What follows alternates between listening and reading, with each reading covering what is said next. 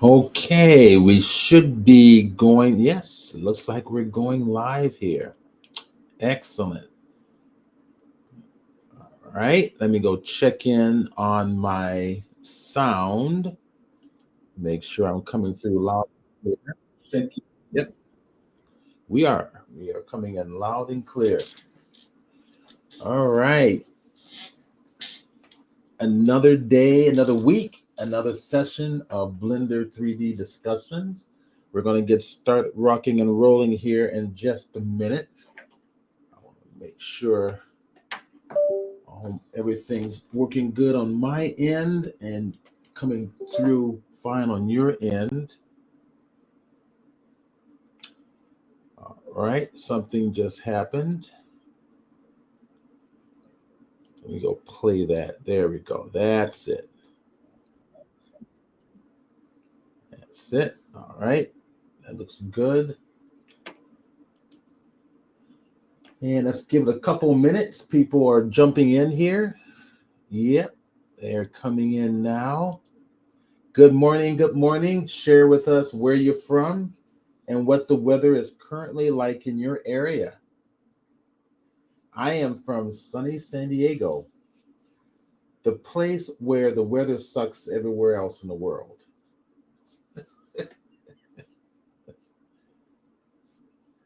Trust me, I was raised in Chicago, and Chicago's is an absolute incredible city. It's just the weather sucks. Mother Mother Nature's always trying to kill you.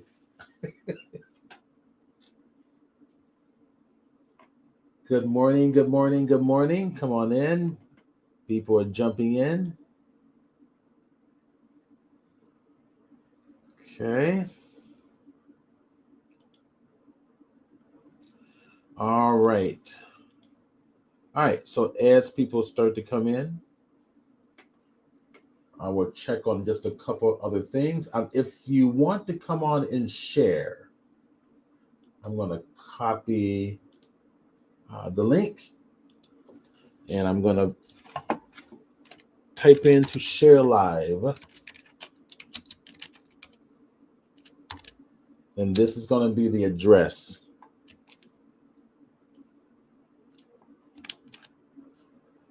Okay, put that in there. There you go. All right, so if you want to come on live to share, this is the address. Good, people are slowly coming in. People have a tendency, for some reason, on Saturday morning broadcast, people come in kind of late. Sometimes 30 minutes to an hour after we start broadcasting. I guess everybody's sleeping.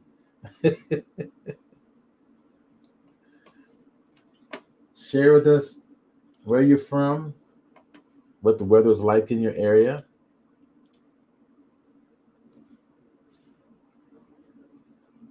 Cool.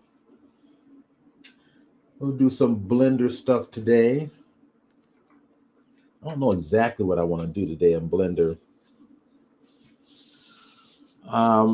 We'll do something. I've got a couple of things I think that's going to entertain everybody.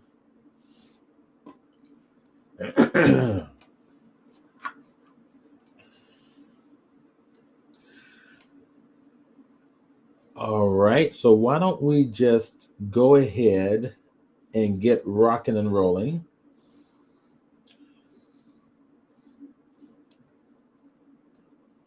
So someone asked a question in terms of how to get stuff in Blender, like if you want to add objects on top of a surface of another object, and you want that object to basically, conform to that surface. I thought I would do something like that. I think I did it like over a year ago before, but it's nice to kind of share it again.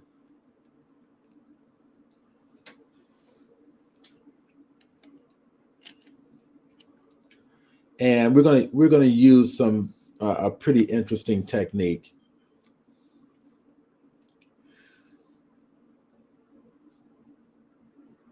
Where we'll use the surface deform technique. Okay, so this should be a pretty fun one. All right, I'm going to let's bring in some type of an object in here. Actually, just let's make something. Um, let's kind of keep it simple. We'll make something from scratch. Matter of fact, let's go over here and give it a plane. Let's go ahead and add a plane in here. Let's go on to edit view. Go to tab. Let's go to edit view. And let's just subdivide this up a little bit. Let me go to my subdivide options. Let's do something like that can work. Yeah, I think that can work. Let's subdivide it one more time. All right, I'm gonna get rid of some squares. We're gonna make some type of a shape in here. So I'm gonna hit my face editing view, which is number 3 key on my keyboard. All right, it's not the 3 in the numeric side. So when I say like the number key on my keyboard specifically, that usually means, let me actually share my screen here. I just realized I forgot to share my screen. Share the screen and let's go to the entire screen and let's grab the blender. Cool. There you go. Hey, Parsons, great. So I put the here. I'll do it again. Hey, Steve, share your screen. It's gonna be one of those mornings. All right. So I put the share live button there for you to jump in. Ah, I am stretching. Um, you have to do that when you're sitting at a computer all the time. All right, everybody can see my screen, and I'll tell you, I'll maximize it so you guys can just kind of focus on my Blender interface. So I created a plane, I subdivided it, and we're going to just make some simple shape out of it. Hit my C key on the keyboard, which takes me to my painting tool for our selection painting tool. How about if we kind of grab paint a bunch of these in and something like this and do that. Maybe take a point out of here, something like this. Here, we'll do this. Okay.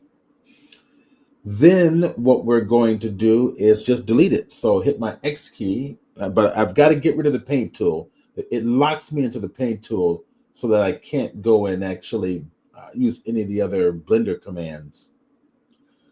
So I'm going to hit the X key on the key, hit the escape key on the keyboard. Now hit the X key on the keyboard. Now delete the faces out. So we got some open faces like this. I'm going to subdivide it again. Hit the A key, right click, subdivide again. This is good. That's going to allow me to, that should be good enough just for this little tutorial. I'm going to drop that box down. Okay, let's get out of here. And actually, no, let's not get out of here just yet. Let's go ahead and create a surface for this, or some thickness to this. And I could use the solidify tool, but I'm gonna go ahead and hit the E key and hit the Z key to restrict it on the Z axis. And go something like that. Okay. All right. So, and once again, if anybody want to jump in and share something in Blender or later on Lightwave, there is the link there in the chat box.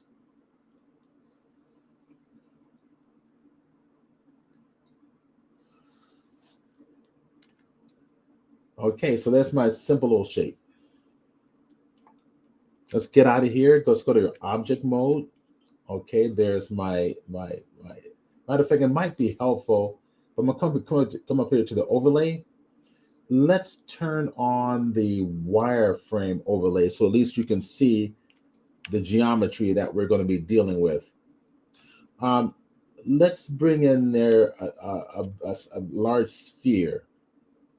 So Shift A, mesh, go to UV sphere,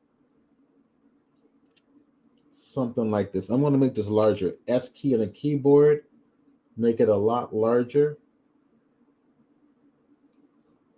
Okay. And then I'm going to apply these changes. I'm going to, bake these changes into stone. So Control A, bake into stone, rotation and scale. Okay. All right. So try to get some water here.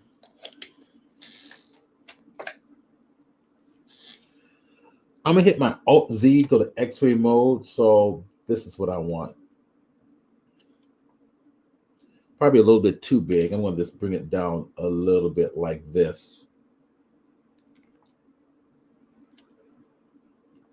Hit your Control A to bake that in stone again. Now I'm gonna go grab my shape object that I created here.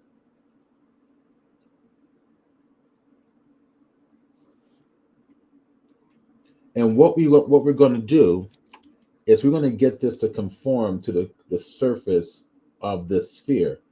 So you can imagine this is going to be, you can conform this to any surface. It can be a sphere, it can be a terrain, whatever you want. But the sphere has some more drastic surfaces on it, so I figured this would be a better example.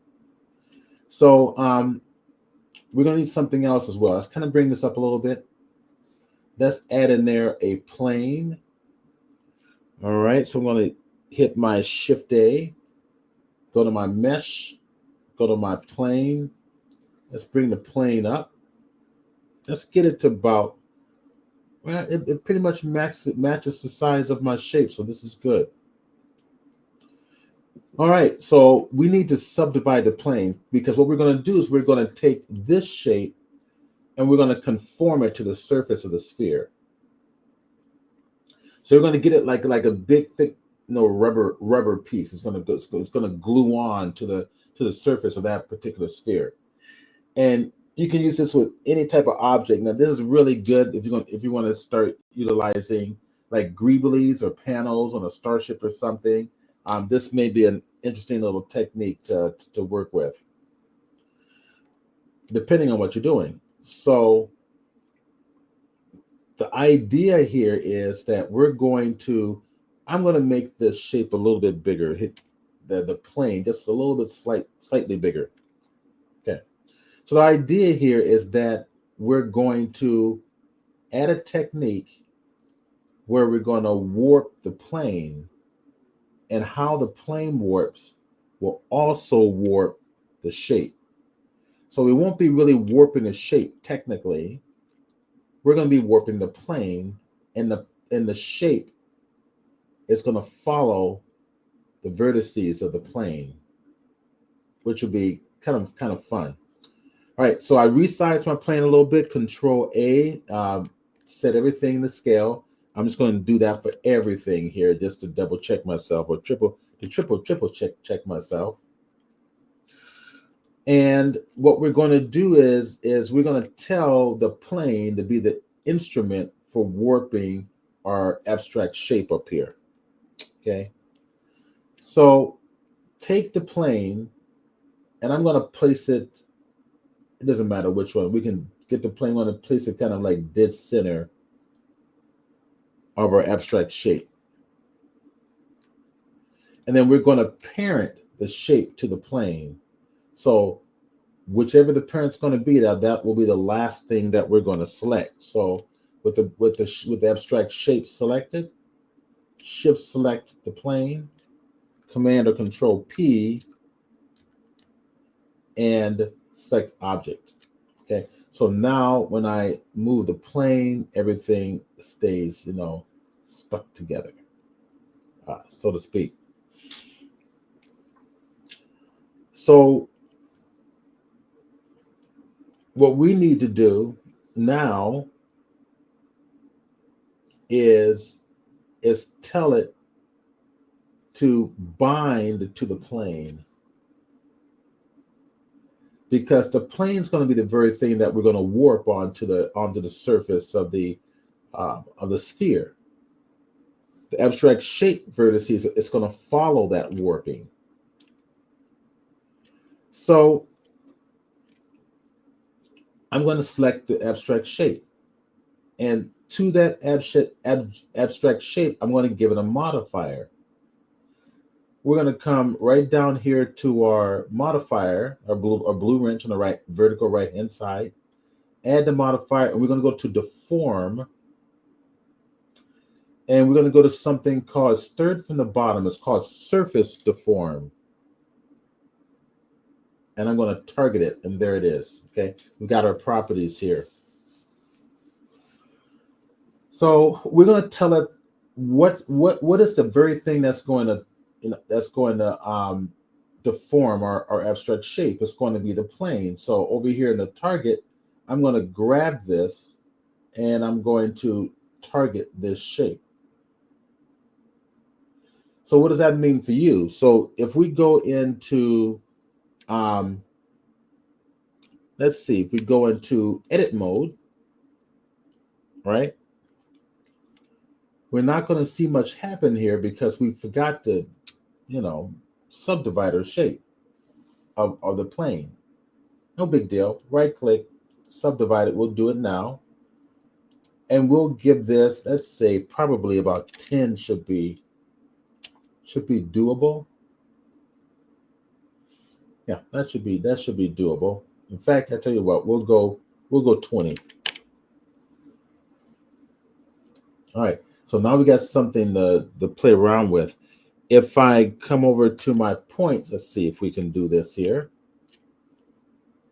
Select the points here, go to my move tool, and by modifying these points, it's going to move that shape. We need to be in object mode, of course. So let's get out of here, go to object mode.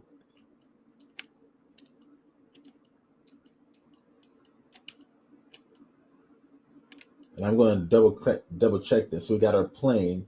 It is, we're going to use the plane as a target. Okay, everything is parented to my plane.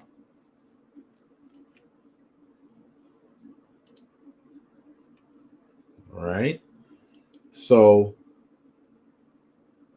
now what we need to do is we need to wrap the plane around our sphere. Okay. So with the plane selected, we're going to go to another modifier, and we're going to add in a deformative modifier. We're going to deform this, and go into deforming. We're going to look for something called shrink wrap. And then the target is going to be what? It's going to be the sphere, right? So I'll go to my little eyedropper and select the sphere, and this is the weird thing that's happening. This should work, but it's not. So I'm going to have to start over again. Now I've already did one earlier that successfully did this for a class. So I'm a little bit perplexed as to what step I did miss. I'm going to go back and do this again. So let's go ahead and turn this off. We'll turn my surface deform off for this. Let's go to my plane. And let's turn that off. Okay.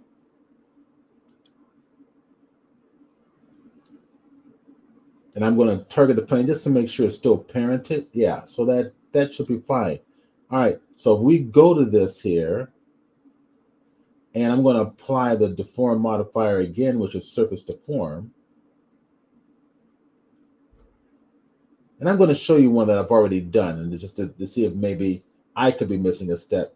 The target that we're going to select, the deformative target, is going to be the plane.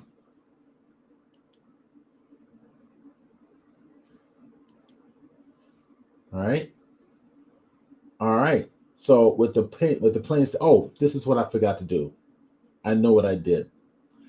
What I did is I forgot to bind it.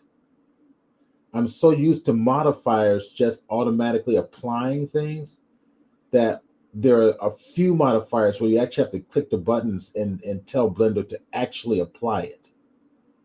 This is one of those modifiers. So without right down here in the bottom, you see this big, large button sitting in front of my face, which I ignored earlier. And what I want to do is I want to bind it there.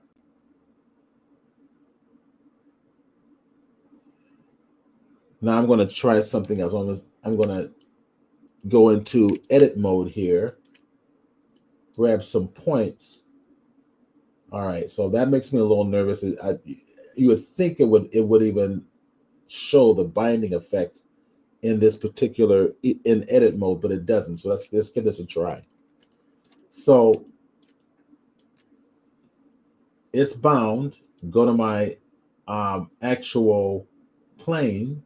Let's give it that modifier once again. So we want a deformative modifier.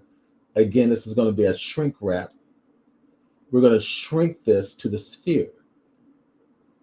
Select the object and select the sphere, and there it is. Okay, it's working.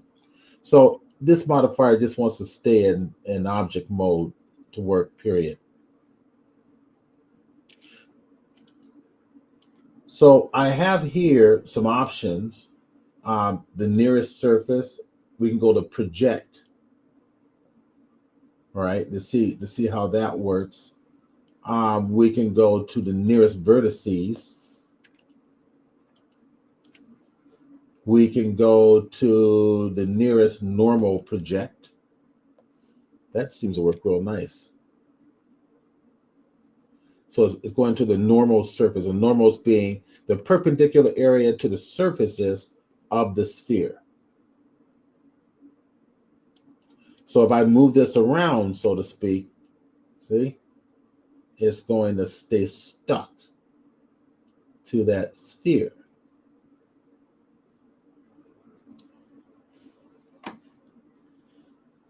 Isn't that fun? If I come over here and rotate it, all right. Oh, not that way, wrong way.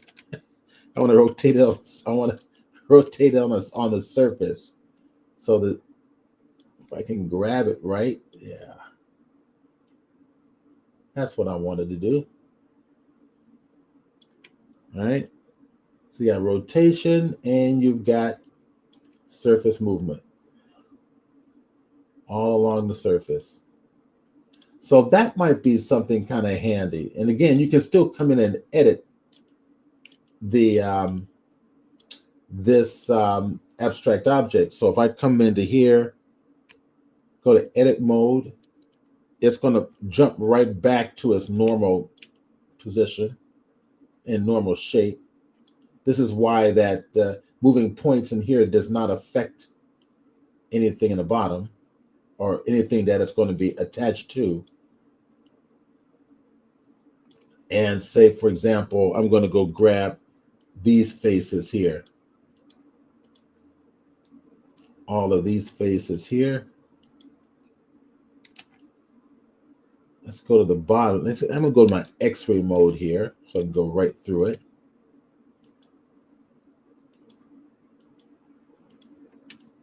All right, the top and bottom. So I'm going to hit the F key on the keyboard.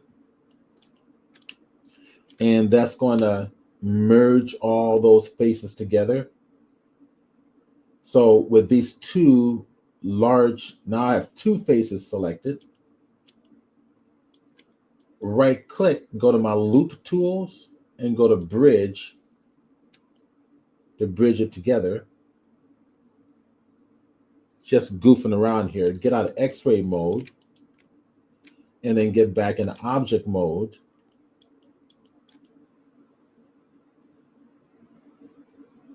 All right.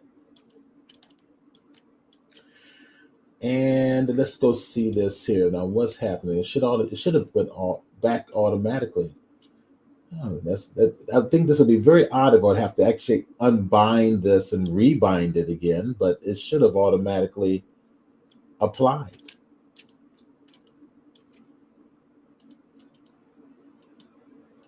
All right, let's unbind it.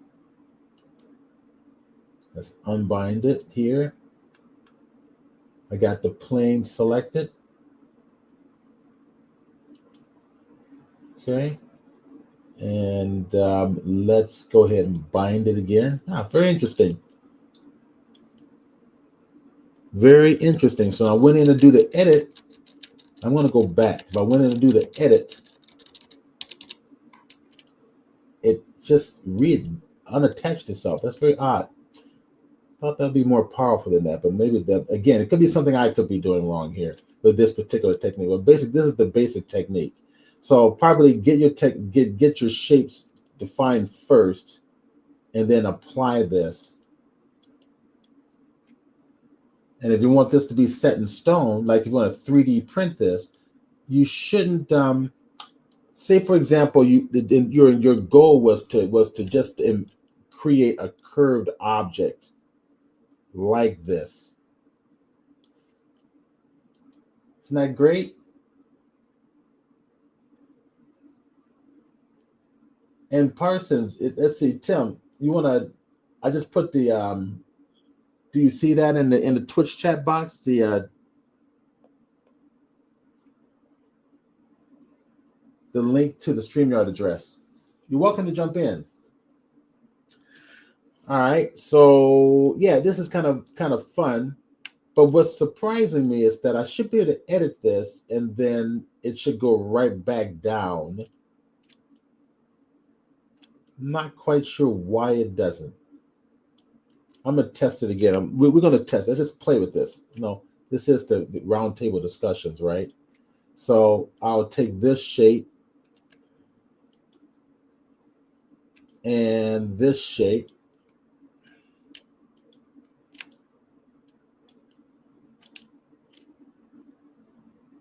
I key. It's going to do something really stupidly simple here. So loop tools, bridge.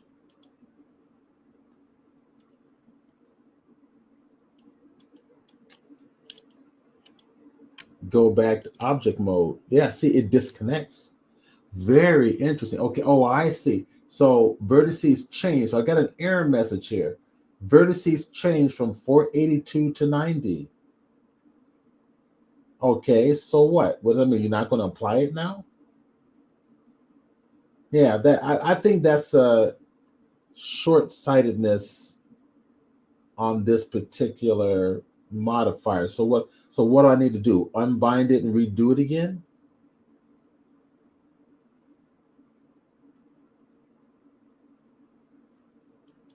All right. So then if that's the case, I tell you what, let's unbind it. And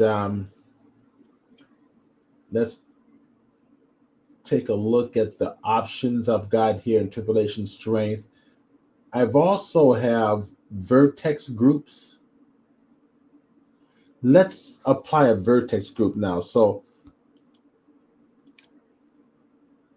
let's go to edit mode. We're going to just play with this. I'm going to go to my edit mode. Go to points, select all. Right down here, we're going to hit this plus symbol on the vertex group. We'll call this one abstract shape.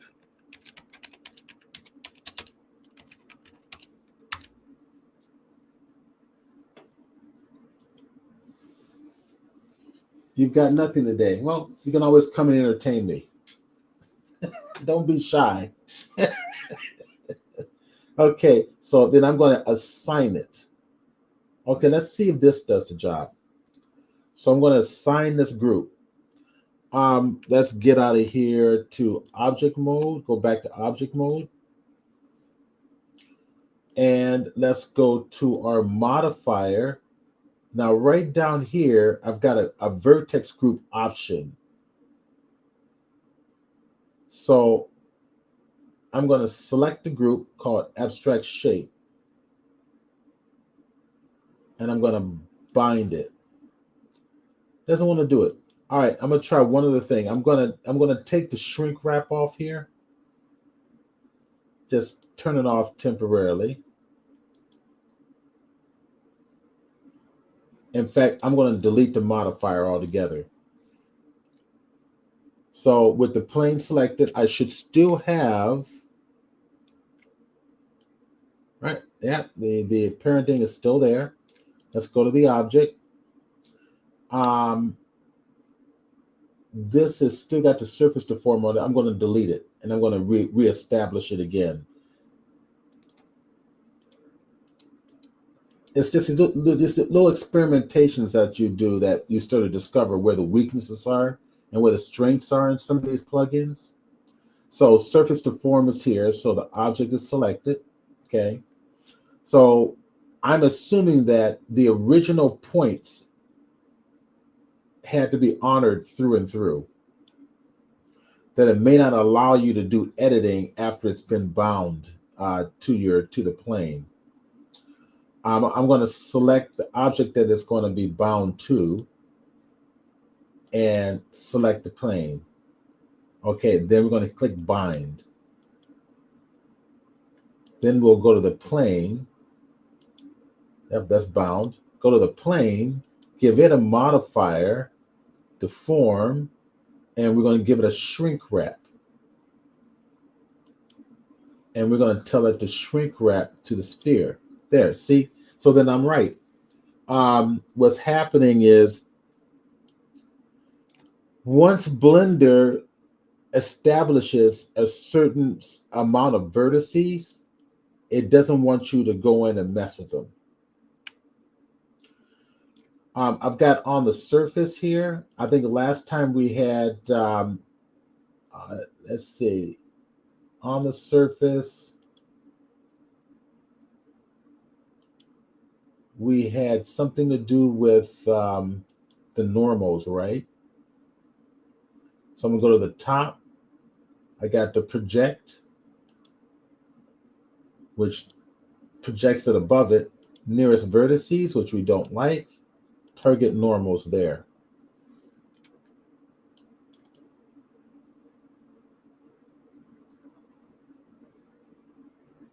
Now, sitting on surface, that's exactly what we want. Okay.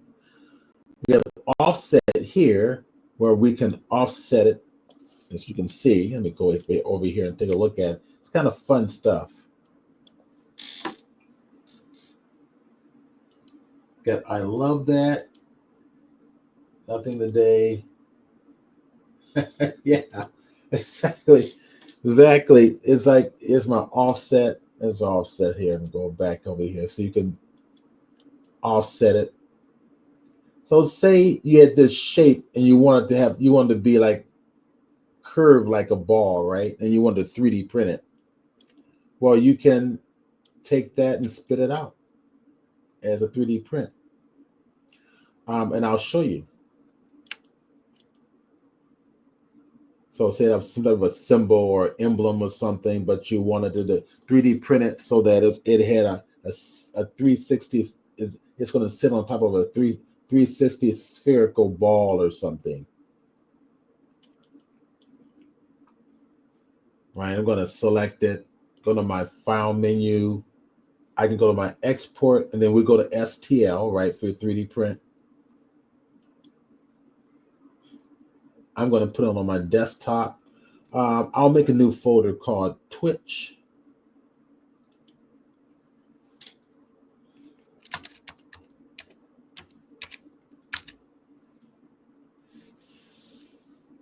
Okay.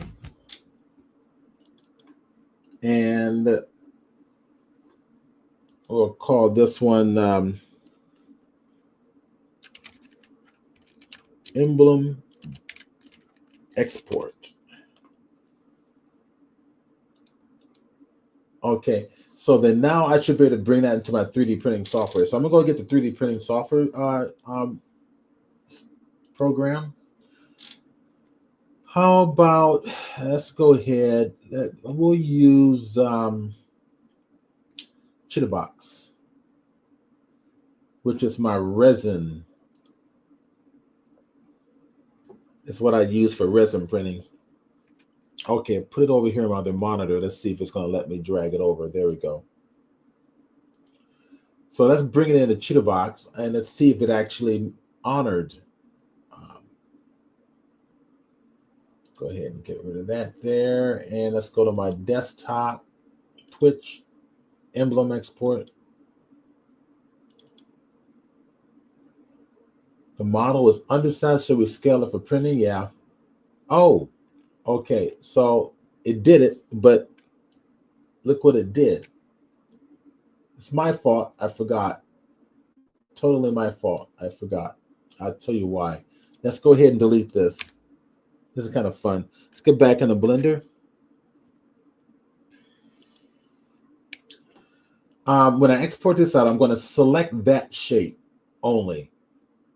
When I export this out as an STL, I forgot to come up here and say only the selected object. If you don't have that selected, it's going to select everything. I knew that, but forgot about it. No big deal. It's a mistake that you guys get to see. Emblem export was what I exported out as, so I'm going to overwrite it. All right, then we go back to our 3D software program. And open and emblem export, and yes, go ahead and reset, and there it is. All right, there it is. So yes, you can 3D print this. So that's a little clever example if you wanted to reshape something that needed to be on a spherical surface. That's going to fit on a spherical surface. I got some household stuff I need to 3D print. So there you go. Okay, I'll shut this off here. I think I've got this. Yes. Okay, I'll go ahead and close it. Do I want to save it? Oh, yes, I do want to close it out. So there you go. Quick little, fun little example. There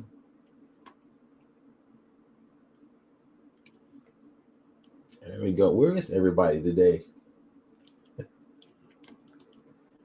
All these broadcasts, everybody's on Saturday morning broadcasts, everybody shows up a little bit later, but we're going to be switching it to 9 o'clock. So if they're going to be here, they're going to have to be here an hour earlier starting January next year. So I want to show you something with rivets and panels and stuff. It's kind of fun. Last time we were talking about doing the little grass idea. We were playing around with grass and wind and so forth. And I promised I was going to show you guys how to do it, something more detailed grass. So what we were doing last week was grass utilizing hair, strands of hair native in Blender. But what if you want some custom grass? I think that will be a fun one to kind of play with too. And we'll use a particle system, and we'll use some force field effects systems. I think you guys were really going to enjoy it. And I'm going to use graphic imagery right off the internet and to kind of recreate our grass effect. And then we also had our other tutorial where we were blowing up our building. Maybe what we'll do is we'll create a grass terrain to be on the bottom of the destroyed building and probably pull it together. I don't know. We'll do something kind of fun. All right, so let's get started. So what I'm going to do is I'm going to go in and start getting some resources, some visual resources, because the best details, in my opinion, that you're going to get in terms of grass realism is find pictures of grass, basically, and utilize those photos, which is going to have photographic representation and realization and realism for that blade of grass. So let's go, let me go here and grab I may already have something here. We can do this through AI too, couldn't we? All right, so I got let's see, which AI should I use? A photo of a blade of grass. Can ChatGPT do it?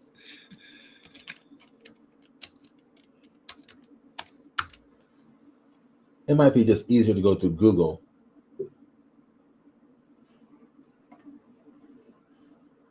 Let's see, ChatGPT, OpenAI. So I believe it does images now. All right. Photo of a single blade of grass.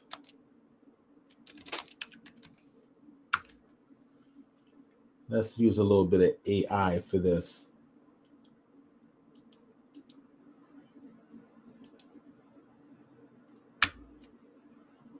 Something went wrong. Response persist. Okay, fine. Generate. There was an error in your response.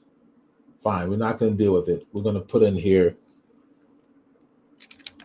image of a single blade of grass. We'll just do a Google search. It'll be faster. And the Google searches, I think, are integrating AI technology as well. Okay, we got something. This is nice. I like this. Okay, so this one I think can work. Let's that one I think can work. All right, so let's kind of see if I can download this. Let's go download the image, and this is a JPEG file. Excellent, great. So I'll go to my desktop. We'll go to our Twitch. We'll make a new folder, call it grass images. And we're going to start modeling the grass. All right, let's look at some other options. So I'm going to come up here, go to images. And I would like to go to my tools and go to the sizing and say large images only. There we go. That's excellent. Grab that one there, right click, and save image as. Okay, so web file, no big deal. I'm going to come over to my screen capture program. Let me see if this is going to give us a larger, there we go. That's going to give us a larger view there. That's nice. And I think now, so this is educational purposes, right? So I'm going to screen capture this.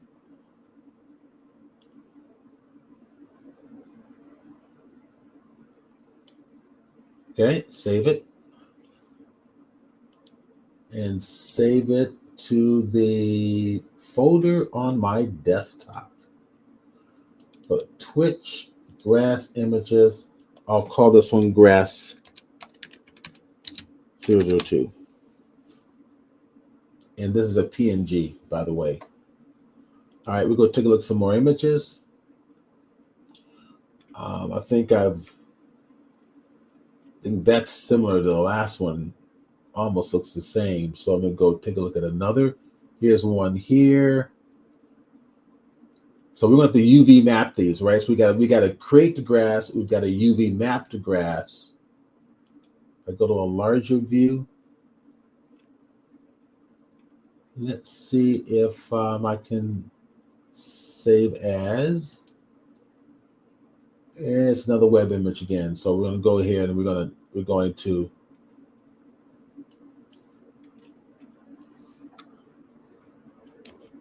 make this a little smaller. And we'll screen capture that as well.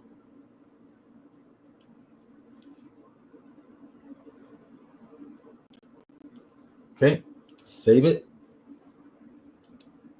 And we're going to save this one and call it grass 3. So at least we'll get a couple of different kinds in there. Okay. Um, let's do one more just to have a little diversity. Yeah, this one could work too. Let's see if we can save that one as hopefully it'll be a JPEG, and it is a JPEG. Excellent. So I will call this one Grass 4.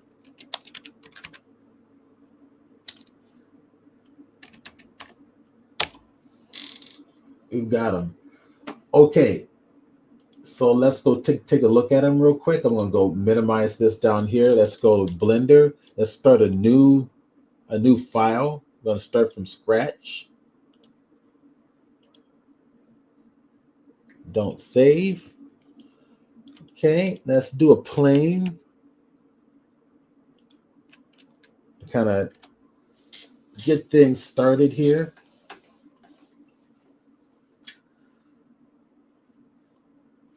And let's go back to let's go over here let's go take a look at them real quick. So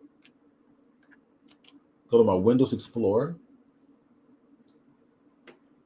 It's taking its own sweet time to come up here.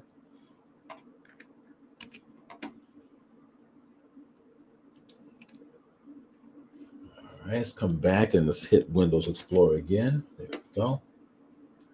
Here we go. Let's go to our desktop and Twitch, and we've got our grass images right here. Let me go to my view extra large. So we'll utilize these to actually to build our individual grass pieces.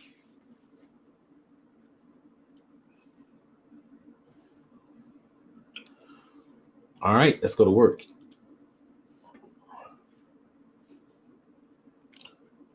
I'm going to start. Let's start creating the mountain or the hillside that this is going to fit onto. So let's go to our tab key, edit mode, right click, subdivide. Let's subdivide this up until about probably 50. Yeah, it works. That was 100. Go to 50. That works better. Okay, go to our object mode. Let's go to tab key, go to our sculpting mode. And I think I'll just use the standard sculpting brush here. Make this a little bit larger. All right, and just kind of start creating some hillsides.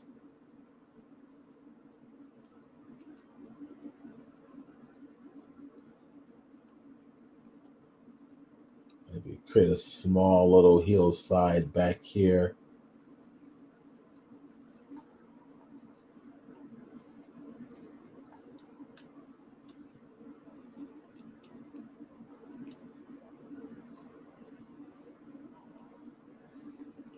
And then do a little valley. So I'm going to hold the control key down. And that's going to create my valleys.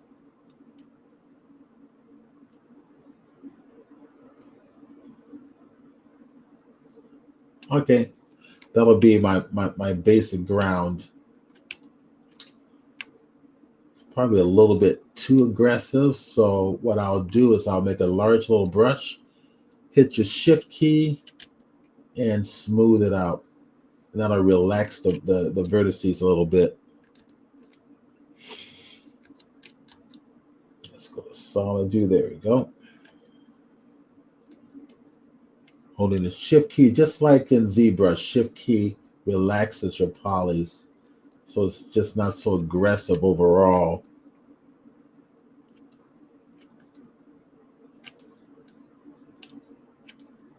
Okay, that works.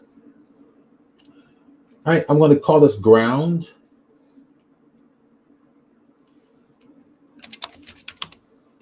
Now, last time we actually put the image onto the surface, but we're doing that so we can get some realistic grass coloring on the individual hairs.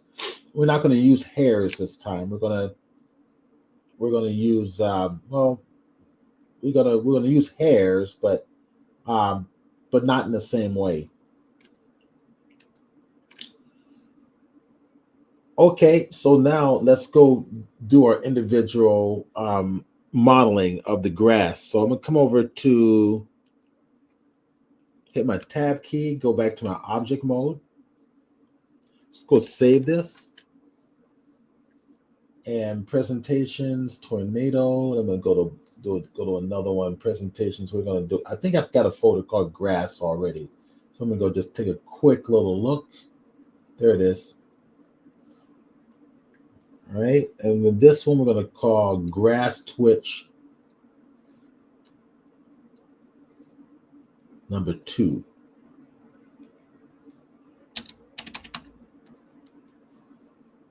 So that's our first grass last time. So if you remember,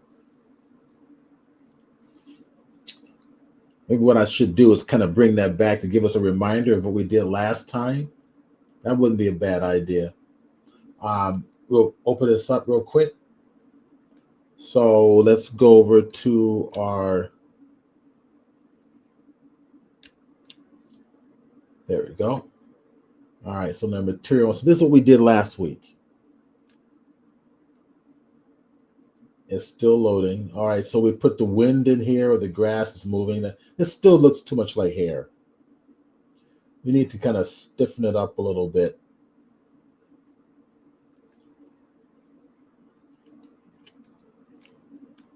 Got the individual strands. So it again, we're utilizing the hair system to quickly make or simulate grass. I mean, even on this one here, I can come up and I've got 0.1 on the hair length. Maybe I can put this down to the 0.05, which would be half the distance there. It's probably just a little bit too, and if I move this a little bit here, it's still a little bit too aggressive, but hell, 0.01.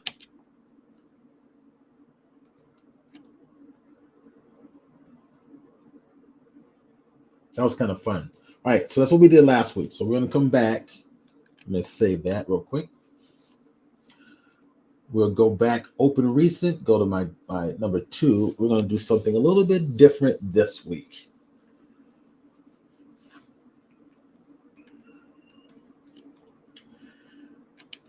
So let's bring in, I could probably bring those in as I tell you what, we're going to go ahead and just bring in a single plane. And we're going to make it a UV map. So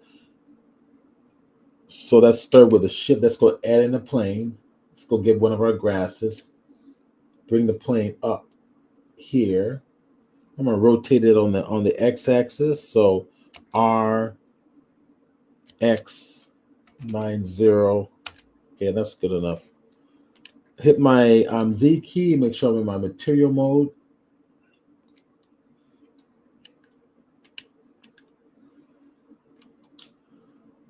Okay, so let's go to the UV map. And Blender has already made a UV map out of this. So you know what? This will be better. Let's bring in the images as a reference, and then we're going to model to that. So let's just go drag it in. So I'm going to go to my face view here. Make sure I'm in object view. I'm going to go grab one of the grasses. So let's do this one, and just drag it in like so. Okay. So we got our reference back there. We'll pull it on over to the center. And then hit my Alt Z for my X-ray mode. But to do so, I need to get out of my material mode and go to solid mode. There we go. All right. So now we're going to go in here and go to edit mode. We're going to start to kind of build our grass here. So let's keep this simple. Well, there's a bunch of different ways we can handle it. Let's get inside of edit mode here. We can go grab our edge view. We can stretch it up to the top. Yeah, then why don't we just do it that way? I think that'll be easier. Go here, grab the top, go to the top here. That's just kind of define the length of the grass. Okay, right about here. Let's go get the two sides and bring them on in like so. Okay, we're going to just kind of start building a blade of grass. Okay, so from this point, we're just going to start slicing it up. So I'm going to stay in edge editing mode. Control R for slicing. Click and hold and drag. You see what I'm doing here? We'll put one right about there as a drastic change. And just push it on in like so. Now, I may need to start going to point editing mode. Grab this point here. I'm in orthographic view, by the way. Grab this point, bring it on in. Grab this point, bring it on in. Oops, that one slipped back. Bring it on up, okay. Command R again, and here,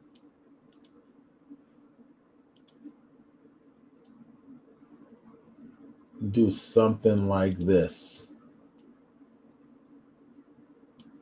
Grab this point here.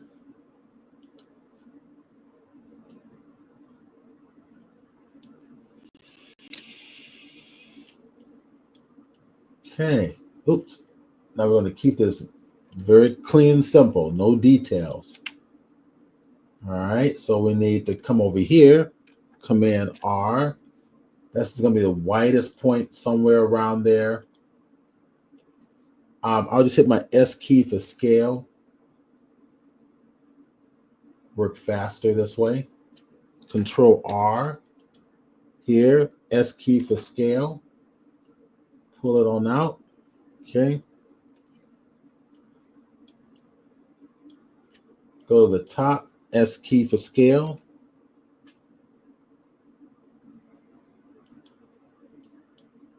You'll pull this one on down a little bit.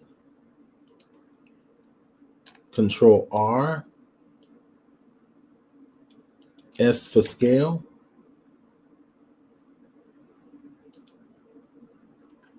Control R for slicing, S for scale.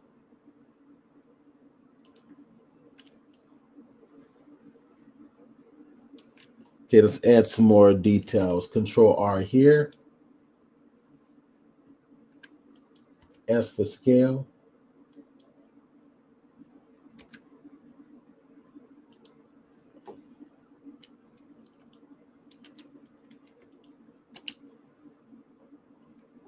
Okay.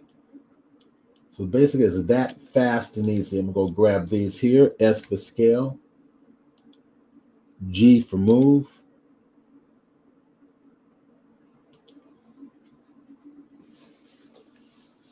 Okay.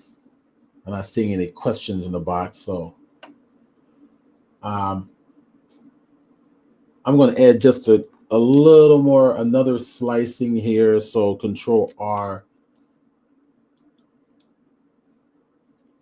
S for scale, just kind of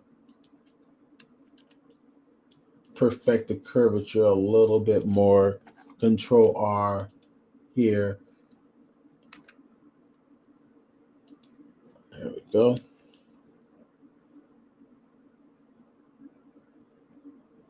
All right, this is looking good. I'm going to add just one more in between. Hitting Control R, just add another slice because I'm going to anticipate modeling this in a little more detail. All right, so last thing I want to do, well, it's not the last thing, but another thing I want to do is, wow, look at that. That got messed up there, didn't it? Well, that happens. No big deal. Just select all. Okay. And you're going to align this on the y-axis. So S for scale, hit the Y key for the axis to align it on, hit 0 to flatten it out, and that'll take care of it. Okay. Now I want to go to that center. Let me go to that front view again. My image, our reference image, is only seen in the front view. That's a default in Blender, which drives me nuts. So I'm going to select that reference image. Come down here to the images data symbol. Go to my make sure that perspective is on. So you got the show in here and perspective right about there. So make sure that's on so that, drinking more water here, so that when I rotate, it stays, the image stays in perspective view as well. Okay, let's go back to our geometry real quick. I want to, that center portion, I want to add a little, pull out the center a little bit. So just another slice. So I'm gonna go to my edge editing mode, 2 key on the keyboard, Command R, a slice in the middle, just like so. And then with that slice selected, go to the side view, and let's just go ahead and let's go ahead and grab this move tool and just move it out like this.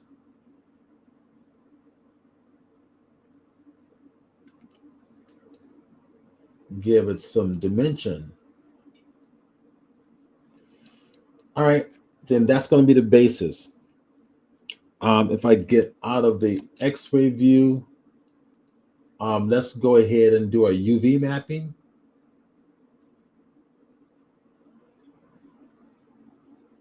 And let's give this a surface real quick. So, or material is what I meant to say. So with this leaf selected,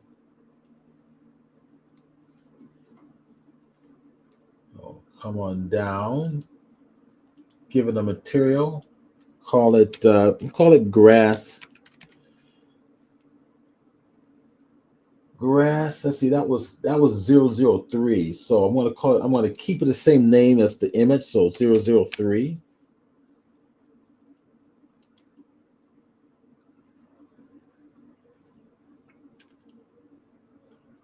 Okay.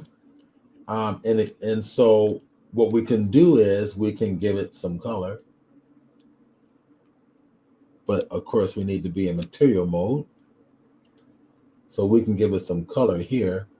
Or we can go to the eyedropper, right? If I go to my reference image,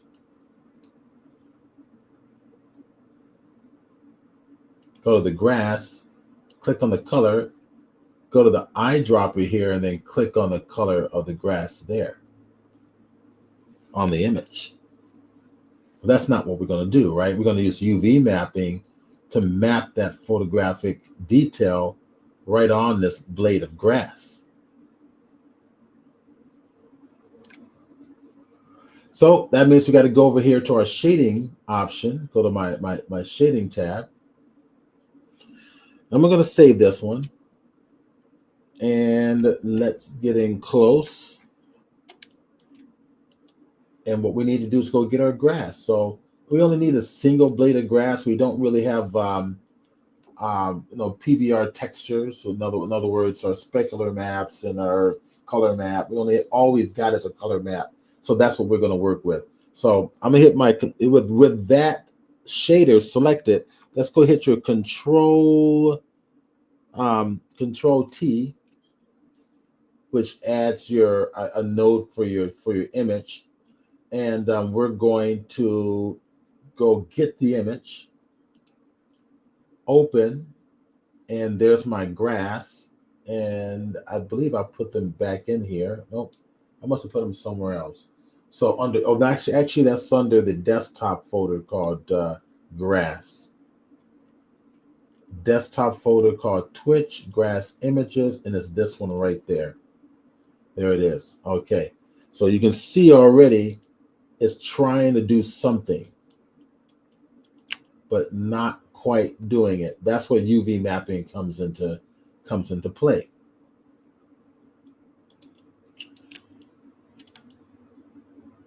I'm going to save this one here.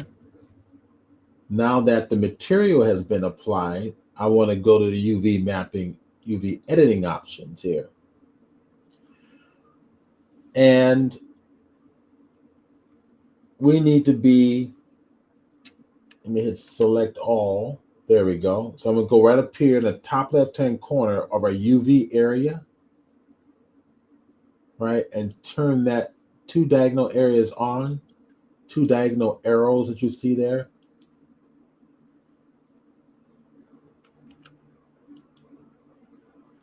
Go to this view here.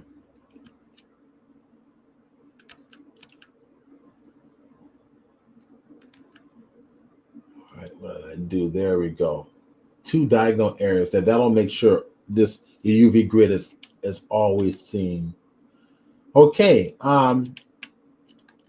this is your UV map, right? This was the original rectangle right there that was used to create this.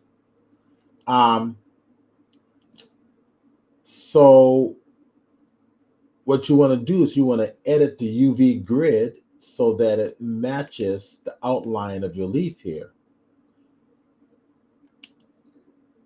So I'll go with these right about there. I'm going to go deselect. I'm editing the points. I'm going to deselect. That doesn't really matter. We'll grab these points here. And if we go to scale and bring them in, you see, I can bring those in, and I'll look what happens over here. Let me get in close. And I've got to go to material. I got to go to material mode, by the way. See what's happening here? So I want that covering that up, all that up. So I'm going to go grab this whole top section here and just squish them in like so. Make it really clean and simple.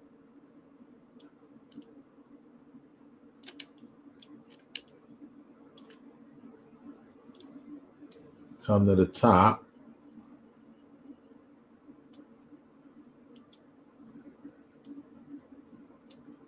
Grab these here. And I'm going to go grab the top. Bring it down. And I'm going to go to the scale and bring it in. So again, I'm going to have to come to the sides here.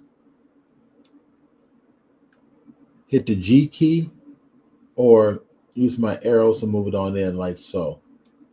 Go grab that 1 point.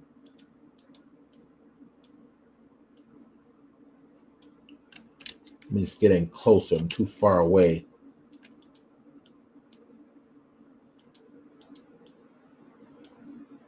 Okay, so I don't have much choice. I may have to just move all these here on over like so.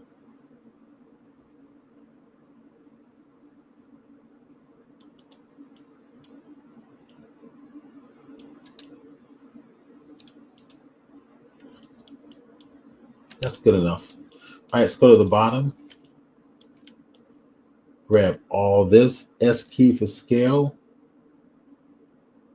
Scale on the X. Scale on the X again. Hit the X key on the keyboard. There we go. Grab all these here. Scale on the X.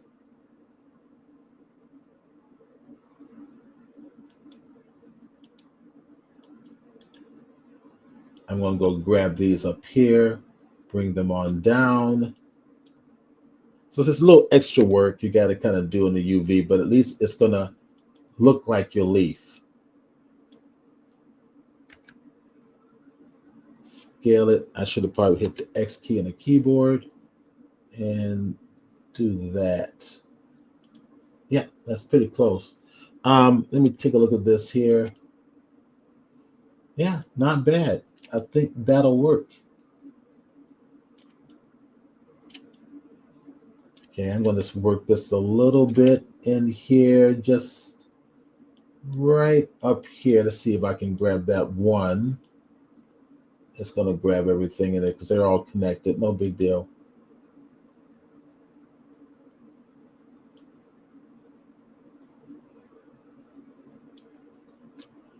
Okay, that looks good enough. Let me look at the top real quick. I can grab these and just pull those right on the line. Yeah, that helps. And then at the top, it got messed up a little bit. So grab this point and grab that point.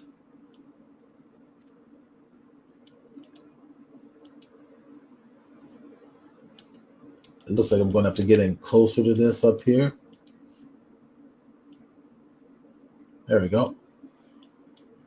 Can I just do that one? Oh, it's going to be a tough one there. So S key for scale on the X, and just pull it on in like this, and just deal with it this way. All right, so grab all of these and just push them on over. That's it. Pull these on in. That's good enough.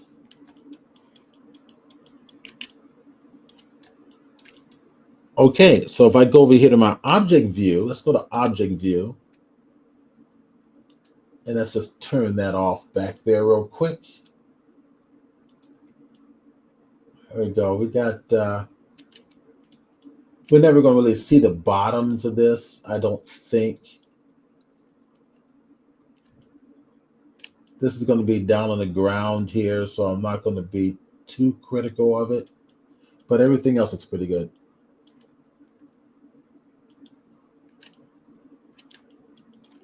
Well, got a little bit of something going on up here, but that's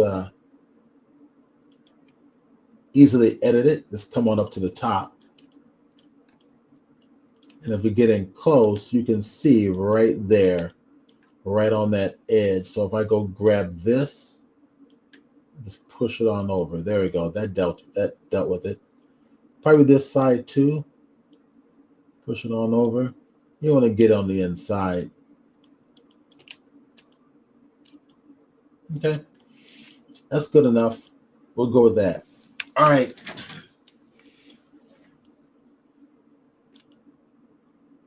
We'll make several of these. Let's go back into your modeling mode.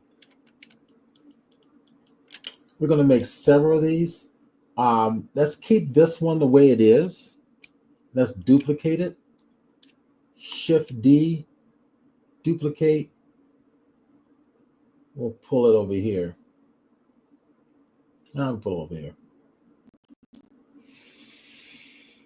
Go back to your edit mode and let's start editing this. So how about if we go grab this edge, and what we're going to do is we're going to use our proportional editing. That's going to be this little button right up here. So, or hit the O key on your keyboard as a shortcut. So if I hit the G key to move this, let me go to my front facing view. G key to move this here, right? I can adjust the editing something like this.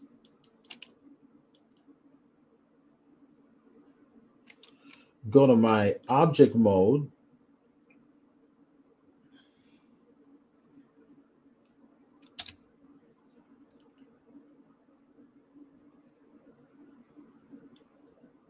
And I think I would prefer to have the orientation down at the base, probably right about in this area here.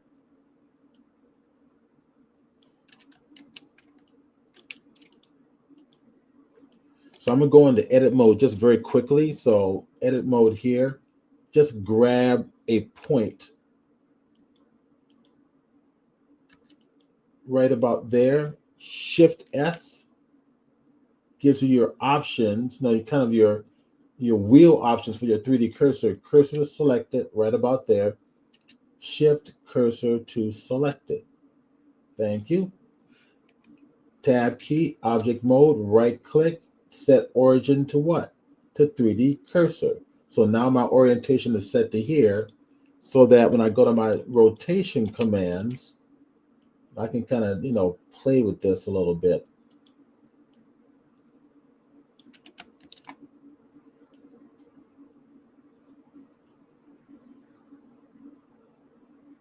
Yeah, we'll go with this here.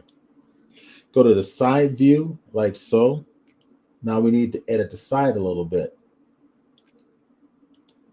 Go into edit mode, tab key, edit mode. Go grab, let's say grab these points in here. And let's bring this out. So G key for proportional editing mode is there. Yeah. So we're going to make several blades of these grass. So on this one, I'll go back to, I too want this to be at the base. I want this to take its orientation to be probably right about there. So Shift S, cursor to select it, object mode, right click, set origin to 3D cursor. Okay. And then from here, we'll do something like this. Duplicate this, so Shift D.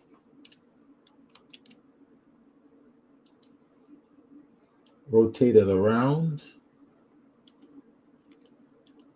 We're going to make clumps of grass. Shift, not shift, but S for scale is scaling toward its orientation. And I think I might want to just make it thinner too. Like that. That way it gives it a little bit of a different look from the others. Okay, so this is what we're going to do. I think it's break time. So we're going to do a break. Let's bring up the 15-minute break thing. We're going to finish up the clumps of grass. In fact, I want to take this one before we go to break and move that on in like that. All right, save it, Control S, so I don't accidentally lose it, which can easily happen. And we're going to come back, finish up the clumps of grass, and create a whole field of these things. This is good. And this is a nice little technique because a lot of us are going to be doing environments. And this would be a nice little, an exercise in creating environments. All right, let me stop the timer and then get it reset to 15, and I think we're ready to go. So I'm gonna go 15-minute break. We'll start it now. I'm going to temporarily mute my mic as well, and then we'll be back in 15. Smoothie time for me.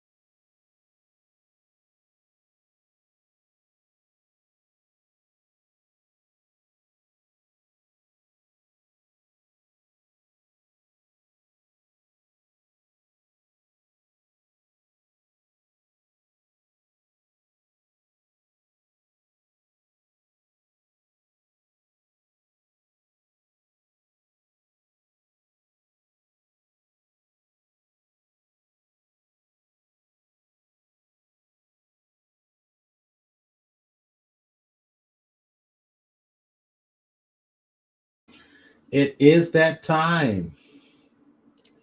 We are back. Hey, everybody. We are back. Okay, so just in case somebody wants to share, I'm going to put the sharing link into the chat box. There you go. So what we're doing now is we're doing the grass experiment that we did last week. But last week we just utilized the raw hair feature inside of Blender. Now we're custom creating our own grass. So I'm basically modeling out each blade of grass inside of Blender, and then applying photographic images of grass on top of the geometry, utilizing UV mapping. And then we're going to kind of create like a bed of grass and have some fun with this. Okay, let's get a little more fun with this one. Now we want to make more than one type of grass. We're going to make, well, just to kind of save time because we don't have a whole lot of time. I'm going to go over here and pull this on through. Now I can bring in other blades of grass, which I think I'm going to do now.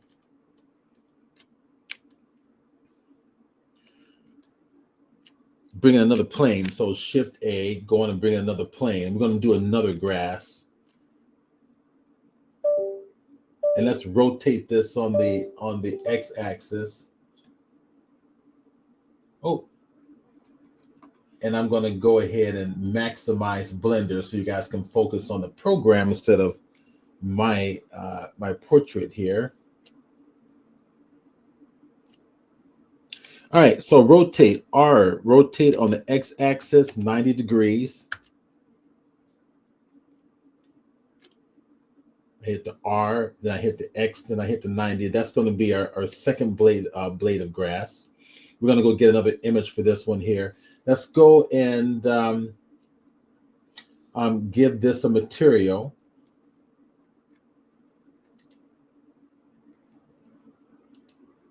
Click on new. And this one, let's go in Windows Explorer and let's bring it on over. Let's go get another blade of grass. Now we utilize this one. How about if we utilize this one here? Okay, so we'll drag that on the end through the front views. Hit the 1 key on the numeric side. Oops, hit the 0. That was an accident. Hit the 1 key on the numeric side.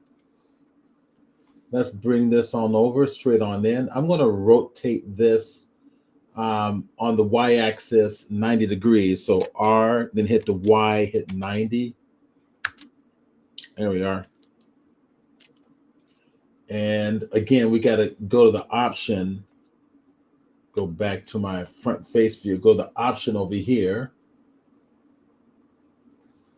Let's select your background. Go to our photographic image option here and make sure perspective is on. There we go. That way we can go to perspective mode and still see it. Let's go place it where we want it. So, oops, I don't want to resize it. I just want to go grab this. It keeps wanting to resize, okay?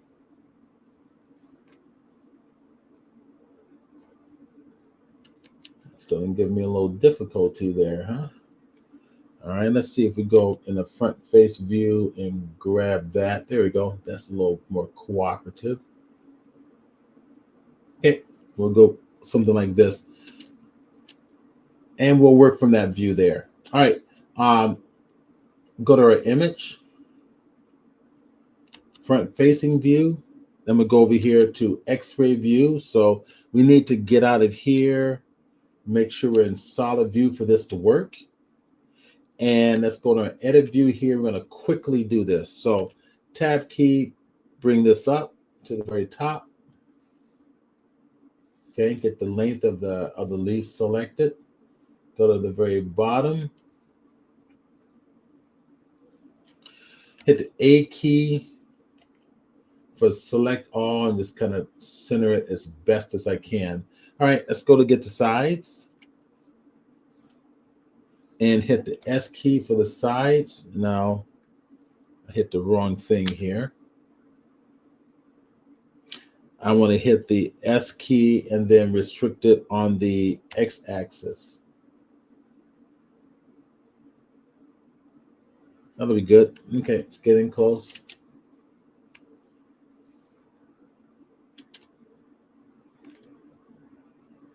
Okay, move everything over just slightly, and let's go ahead and model this thing.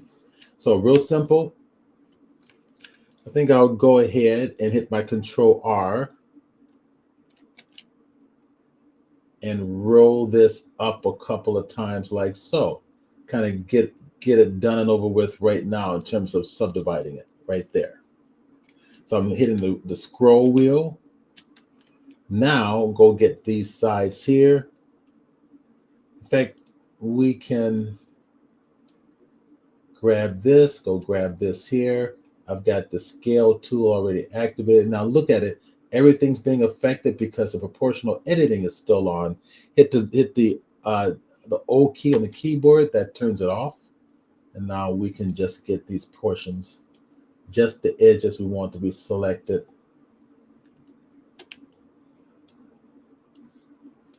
Make this tiny up here. Okay, G key.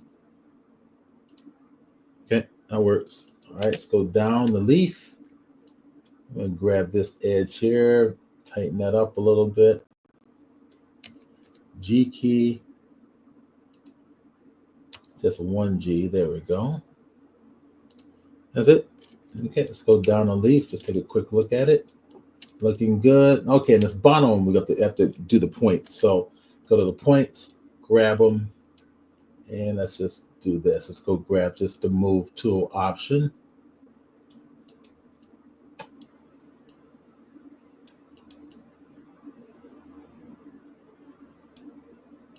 Move that on in.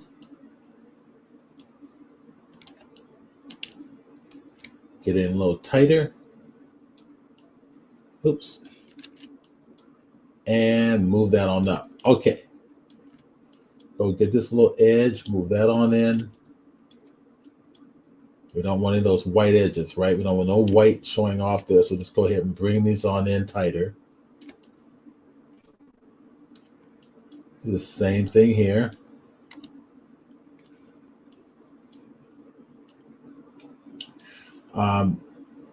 This edge can definitely come in a little bit.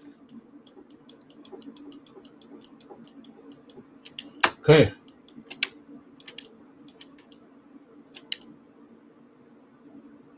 All right, that's the shape of my leaf. Go to our UV editing mode. Now I'm going to show you a trick. I'm going to redefine this shape. So go to your edge editing view, go select your leaf here. I'm going to hit the period key to bring it back. Okay. Now let's apply the image to this real quick. So we gave it a surface. I think we called it, actually, did we give it a surface? Let me go back. I don't remember. So we select the leaf here. Go to the material. Yeah, we gave it a material, but we didn't name it. So this one was called grass number 2 based on the image that we used right there. So I'm going to keep it the same name. So double click it. Let's call it grass. Make sure I keep everything consistent. Grass number 2.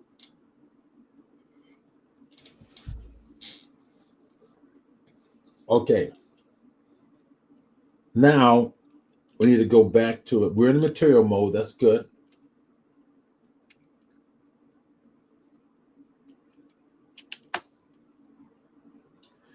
And we can give this some other type of green if we want to. But what we're going to do instead is we're going to give it an image. Now, let me go. I think we're still in UV editing mode. Now, here's the trick. Before what we did was we edited the UV map so it matches our image. Now let's bring this actual image in that we have. And what I'm going to have to do is I'm going to rotate this image upwards. I think what we can do is this.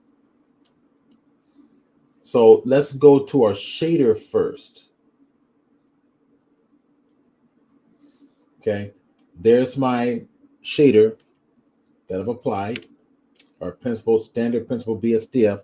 Control T, go get the, not here, but this is on our desktop, right? Because we put it into the Twitch folder. Grass images, and there's the image there. If I double click it, okay, let's see what we've got here.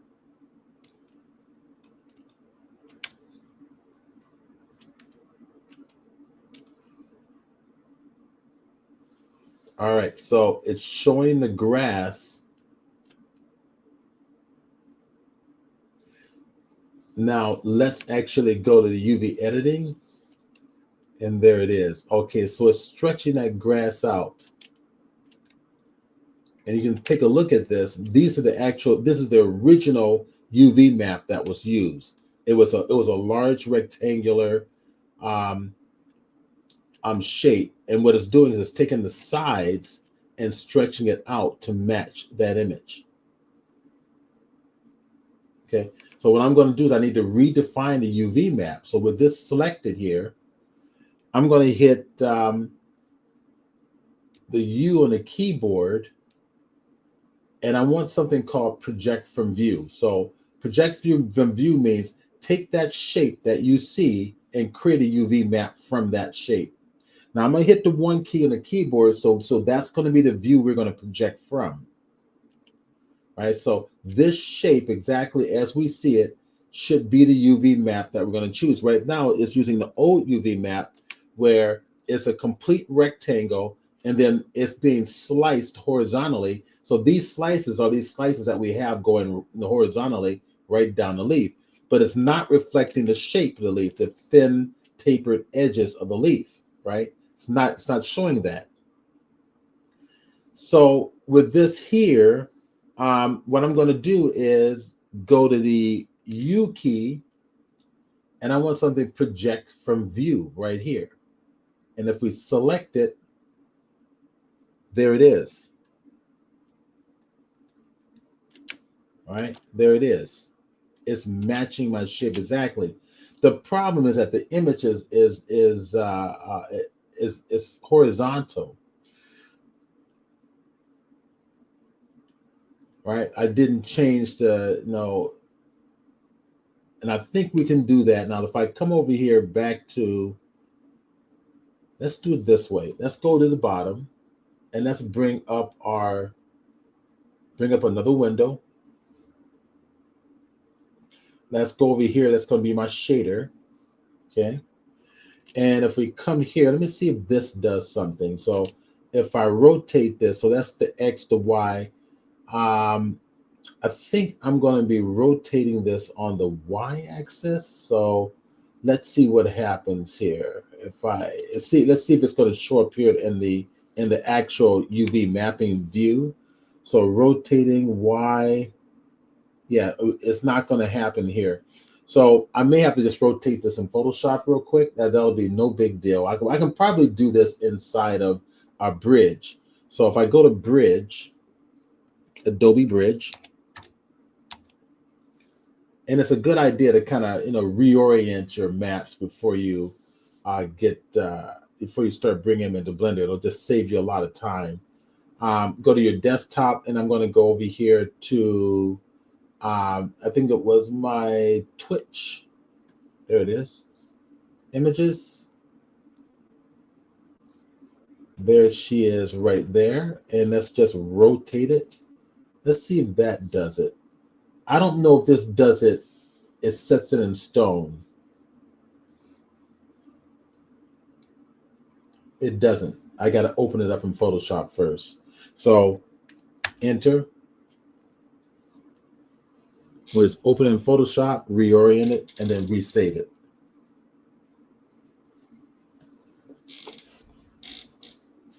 There. Now let's resave it. Let's go to Save As. And we'll call this one 2B. We'll just save it as a separate one. Okay, it's done. Immediately, and I just saw it happen. Let me go get the right document. It automatically reset it up vertically. So this is the one we're going to use. Okay. Let's go over to Photoshop and close it out so we can conserve our memory. It's the same thing for a bridge. Okay, so what we'll do is we'll come here, go to the folder, and we'll go grab this one instead and open, and there she is. Okay. I don't need the bottom panel anymore, so I'm going to just go to the bottom right corner, get the crosshairs, click and drag it. Crap. I didn't mean to do that.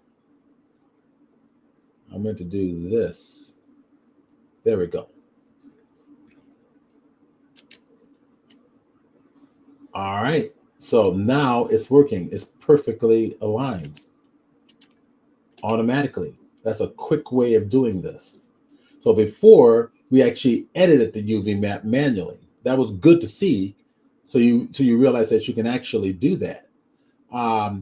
But if you just mode your leaf ahead of time to your background option, if your background matches the orientation of the image you're going to use, then you can do it all and you can save a lot of steps. I think what I like to do is come in here and just add a few more slices. So Command R, a slice there. I should have double clicked. Command R, double click. Command R, double click. Command R, double click. Command R, double click, because we're going to end up, manipulating this a little bit with our proportional editing. So I want to add just a few more slices. Done. Okay, that's all we need. It's done. So the one thing I didn't do yet, and I think I'm going to do something a little bit differently on this leaf, is I got to add a slice right down the middle. So Command R, slice once.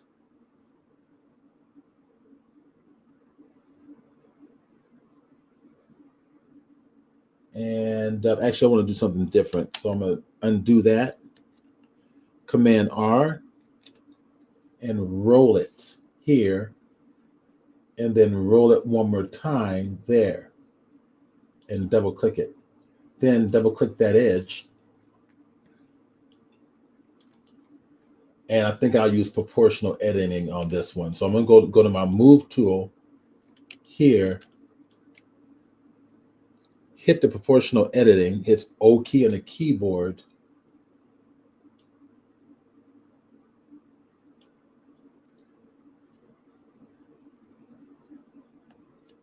Hit the G key and then the Y tool. Now if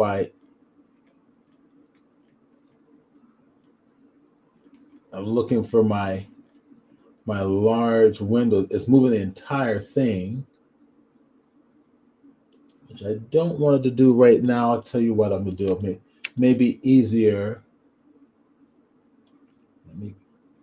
Let me go to my edit. Might be easier to go to edit. Proportional editing is on. So G key. Oh, you know what? Where is my... There she is. Okay, so G key, proportional editing.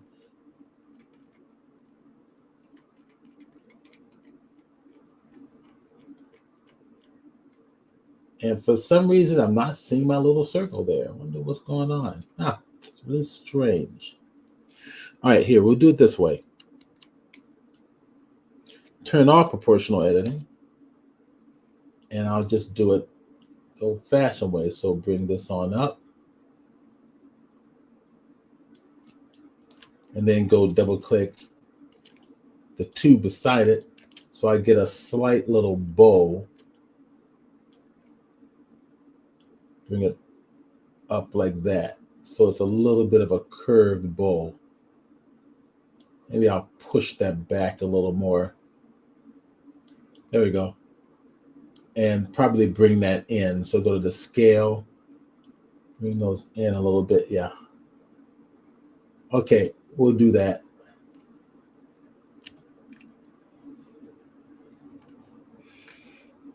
Object mode. And let's get out of X-ray mode.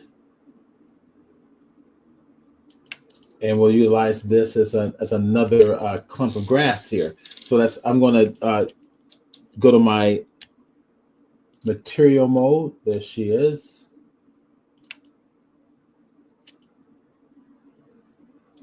Let's go turn this off in the background. That's her empty. I'm also going to lock it. I'm going to lock the other one as well and turn them both off. There we go. That's pretty good.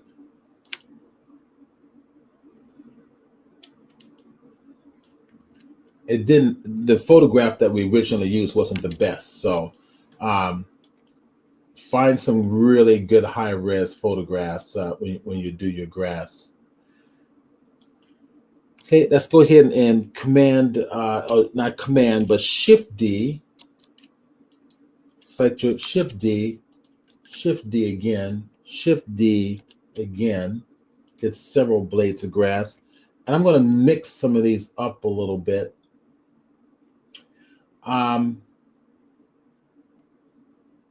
What I like to do is I'm going to just finish this one up here very quickly. So Shift D, pull this on out. I'm going to want to scale this. I'm going to go to my scaling option, make it thinner. I'm going to make it very different from the others. And I'm going to go to my transform where I have both my rotation and scale together. Go to my Z-axis, rotate it out this way.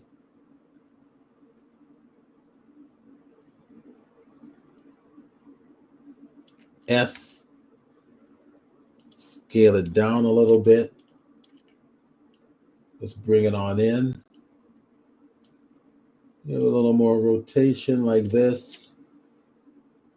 And let's bring it on in.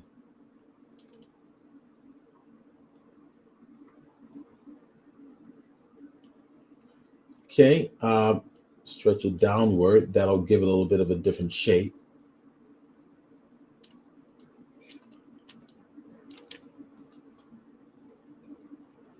Okay, not bad. I'm gonna go to this one here. There we go, make it a little thinner. And I'm gonna duplicate this, Shift D, reset it back, and then rotate it over here.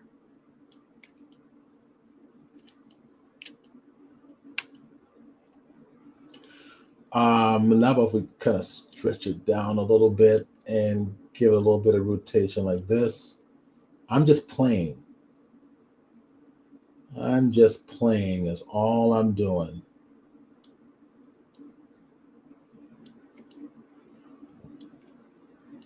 And rotate it like that and bring it on over, something like this. Okay, that one's done. We'll see we're done with that one. Let's go to the next one and let's go play with this one. So what we're going to do is this. Let's go and grab all these here,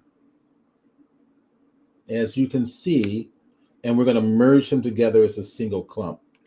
So Command or Control J, that now merges them into a single object. You're going to find that over here in your outliner, your 3D outliner.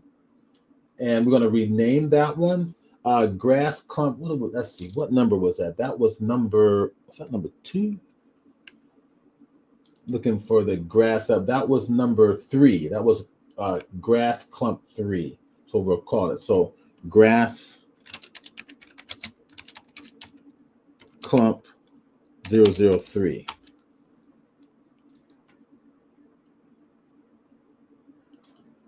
Cool. Okay. Now I'm going to do this one over here. So we're going to make several of these clumps. We're going to put them into a collection, and then we're going to have the particles duplicate those collections. Everything inside that collection. It's going to be very cool.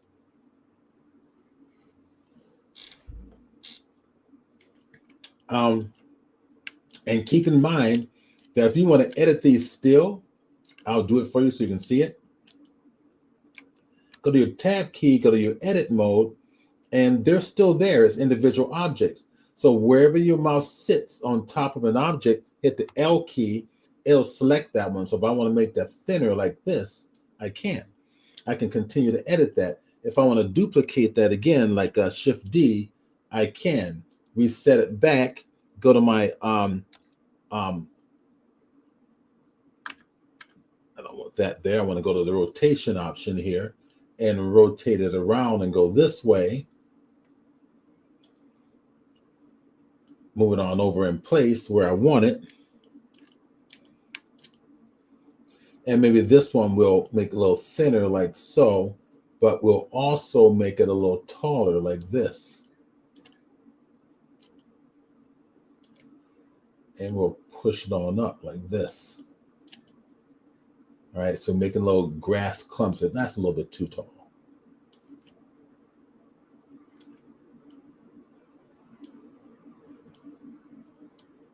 Just a little bit too tall. Take it, rotate it out.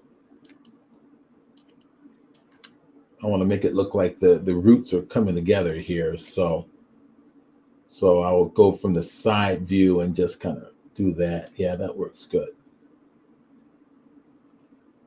That works all right. I might want to just rotate this around this way. Pull it on over here.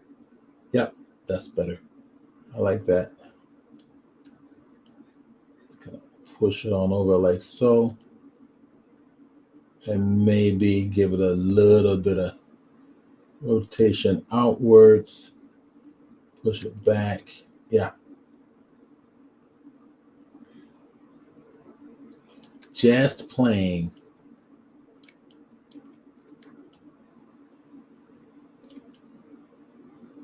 Okay, so then we get back out to object mode, and there's your clump of grass right there. And the more you play with it, the better it's going to be. All right, the more you play, the better it's going to be. Don't forget, we got our sculpting tools, right? So we can go into the grass. This is going to be kind of fun. Select that clump of grass, and then go to your sculpting tools. And then probably just go to let's go to the set of tools. That's going to be more your pull tools. It's going to be in the yellow section here. And maybe I'll go to the grab tool, right? And we can play with things like this. See? Maybe a bigger brush. There we go. So you can see we can push things around a little bit. Maybe I'll take this tip and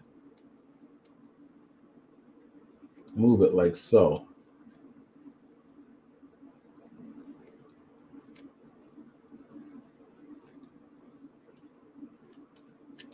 So you got those tools available to you, so use them. Okay. Let's see. David Glenn, he says, are you recovering from a power failure due to high winds? Oh, wow. Hey, David, where do you live again? I forget.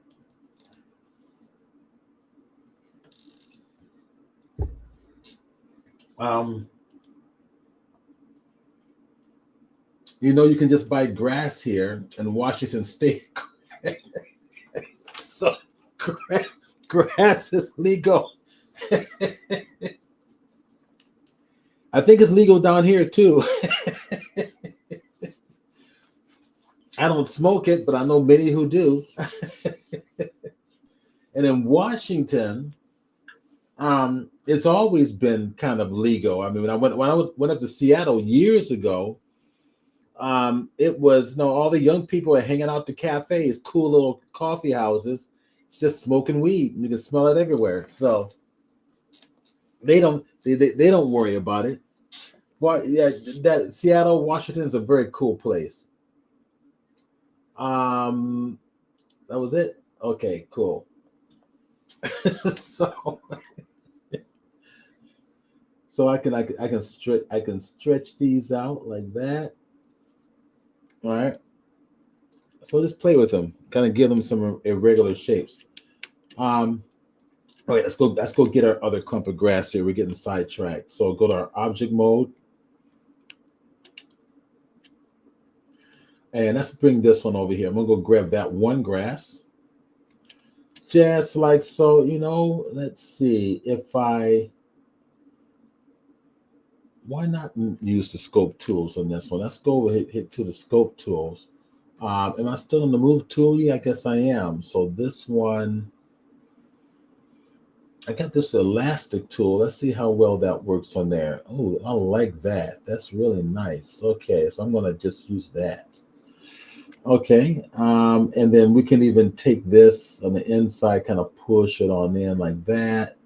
Do something with the tip. Okay, that works. All right, so go back to object mode and go grab another one. Let's bring that on over. I'm going to just kind of put the tip together here. Tab key, scope mode. It should take me right back to the last tool I was using. And I think what I'll do is I'll grab this and just pull it on out this way and pull it on in and take that tip and pull it on out like so. Maybe take that and just pull it on up. Okay, cool. Tab key, object mode, go grab this one. And let's bring that down to the base near the roots. And I think what we want to do is go back to scope mode, pull this one out this way, and then pull this one back this way, pull this back, and pull that on up like this. Okay, give that a little, that works. All right, tab key, object mode, select it, bring it base to here. I want to bring that back out the other way to the left and bring it like this here, and then bring this whole section on up.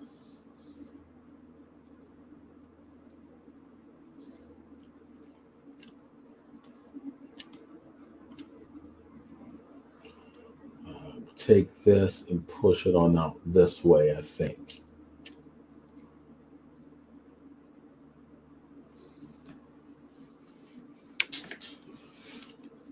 All right, let's see. Let's go that little tip there and pull it on up a little more. Give it some irregular shapes. All right, now here's where it gets cool.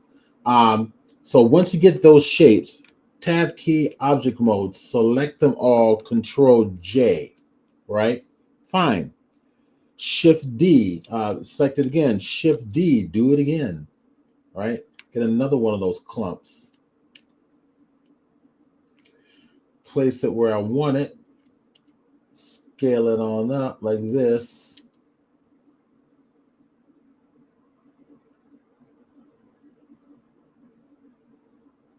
And maybe what I'll do is just kind of rotate it, something like this. Yeah, that works.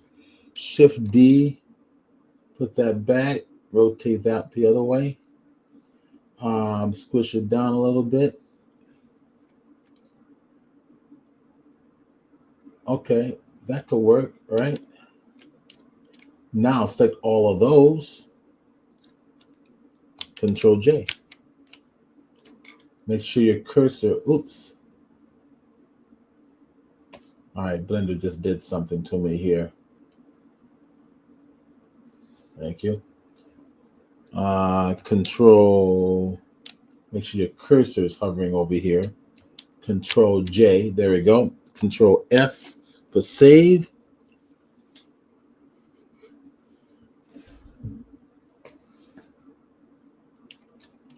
We're going to do one more clump, and I'm going to utilize this here.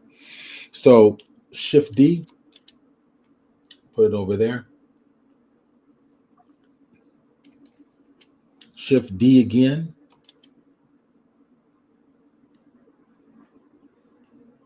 Rotate it a little bit, or maybe rotate it this way. Bring it on back. Scale it up a little bit, give it a little different look. Rotate it like that. Okay. Maybe do one more of those. Shift D and just rotate it back the other way. Pull it up a little bit. Maybe squish it to give it a little different feel. Okay. Select all of these, and let's go to Control J.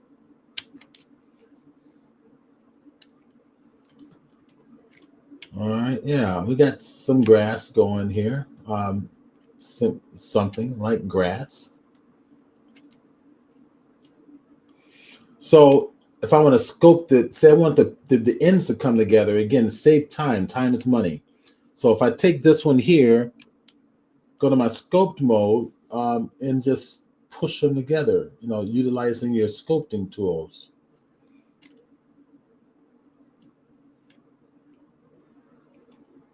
Just push them together, all right? Just push it together. If you want these things to be together like so, if that's your strategy, let's do this. Don't waste time. Okay, go back to tab mode, object mode. I got these here. It's like this here. Scope mode. I'm going to stay in the same tool. I'm going to pull this panel down. And just push them together. You don't really have to do this if you don't need to. It's just, I'm being a little anal here. Okay.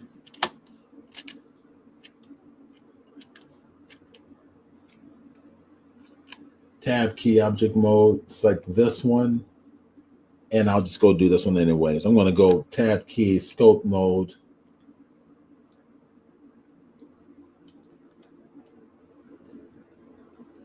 See, we got them all together in one group. This is fine.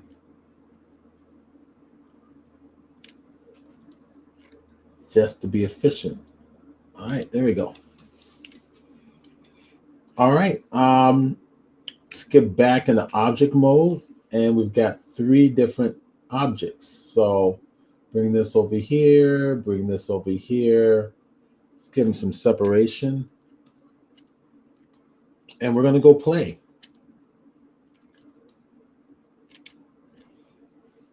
Select all of these, all of those, kind of bring them off to the side. Oops. I'm not selecting correctly.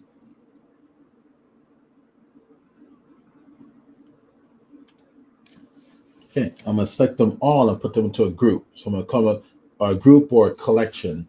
So hit the M key, new collection. We're going to call this one grass. Let's go create. All right, so there it is. Right up here, you see up here are my grass. Here's my grass clump, all the grass clumps. 002 and 2 versions of 003. Now, the ideal here is that you're going to have more clumps of grass than what I'm showing you. But I think you get the idea. So where let's see what this person says.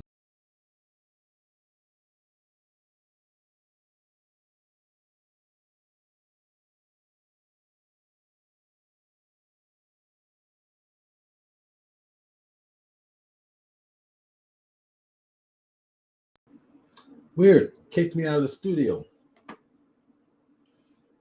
Where about?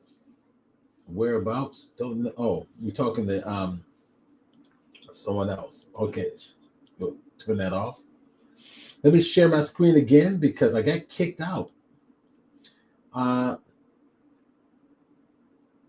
share screen, and let's go back to share entire screen. That one right there. There we go. All right. So making sure everybody can hear me okay. I'm going to just double check my sound because now I'm distrusting audio, microphone. Okay, yep, it's working good. It's working good. All right, let's go ahead and maximize our screen again. Sorry about that. That was a StreamYard screw up.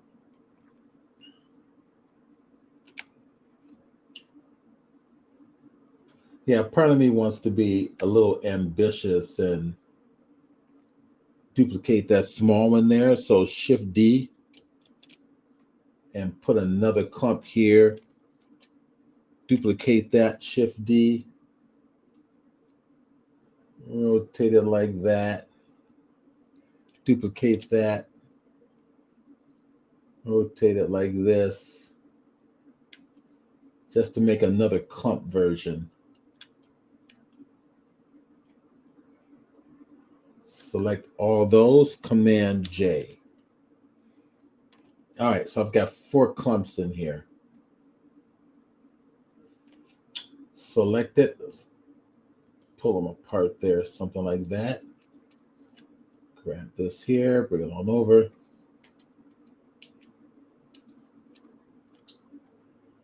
And bring it on over. Okay, so what I'm going to do is, let's go to the plane. I'm going to make this a little larger. Something instinct tells me, make this thing a little larger. Command A, rotation to scale. Okay, we got a little mountainside here. And we're going to give this a particle system. So right down here on the right-hand side in the blue section, it's the second blue icon down right below the wrench. There's no particle here yet. We haven't added anything, so hit the plus symbol, and we're adding a particle. So what this does, just as the one we did last week, it's adding particles automatically to any geometry that you choose.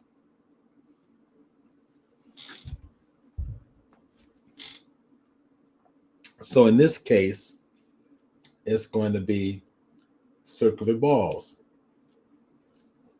What we want instead is hair.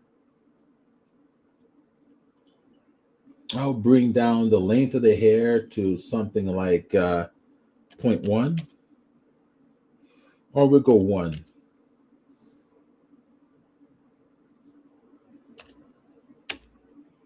So we can kind of see what we're doing. All right, so what's happening here now is I want to texture the plane. Right, let's go give it a texture. Let's go over to Polyhaven. Let's go find something. I think I may have something already. So if I select that heel side, let's go give this a material, which we've just done. And I'm going to call this one grass plane.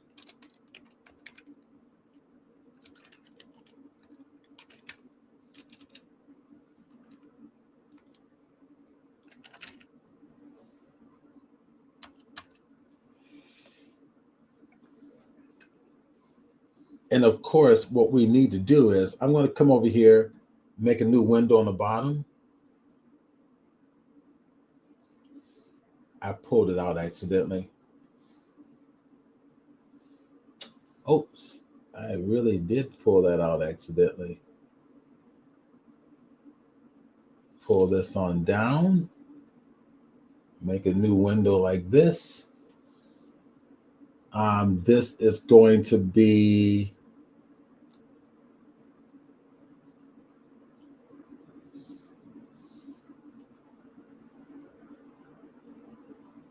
not my scenes, but right there is going to be my 3D viewport.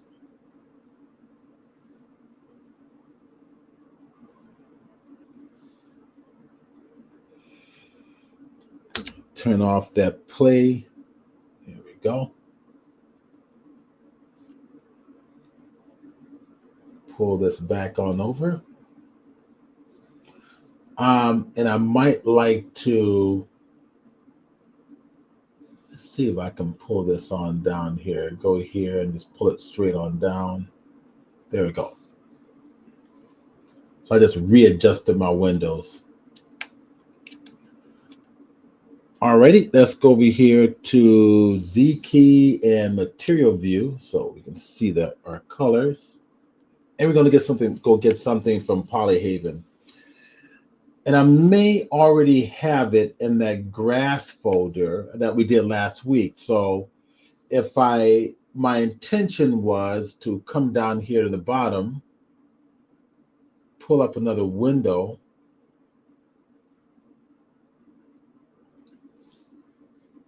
That was an accident.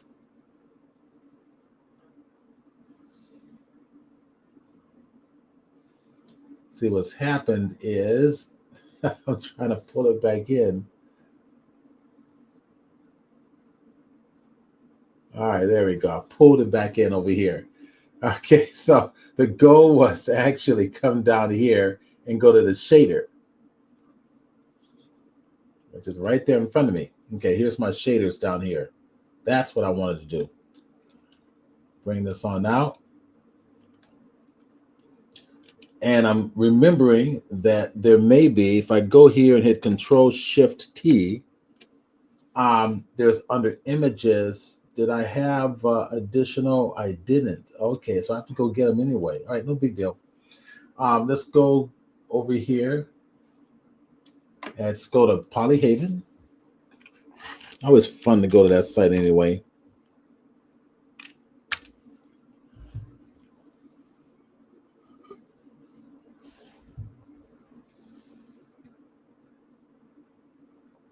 I'm gonna go to textures. Let's go see what textures we can get.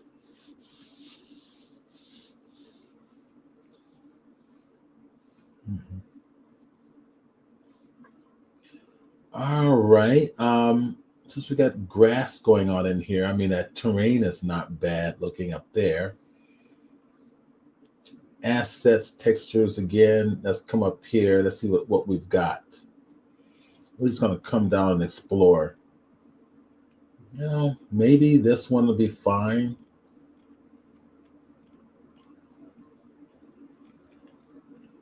I'm just kind of looking just at the terrain style work in general. Let's go to that one at the top. We're going to save time. That one right there. Rocky terrain. All right, let's go download this.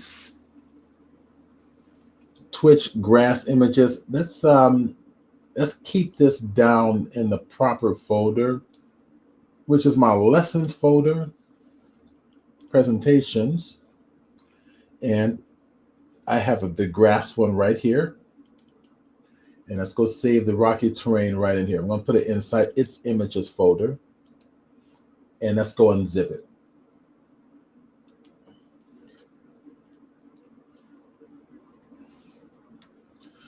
All right, so rocky terrain number 2, right? So I'm going to make a new folder just for that. Here, Control-Shift-N, rocky terrain. Let me spell it right here. Rocky terrain number 2.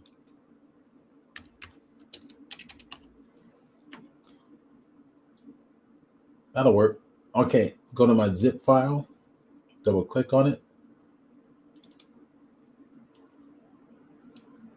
Go grab all of these textures, Control C.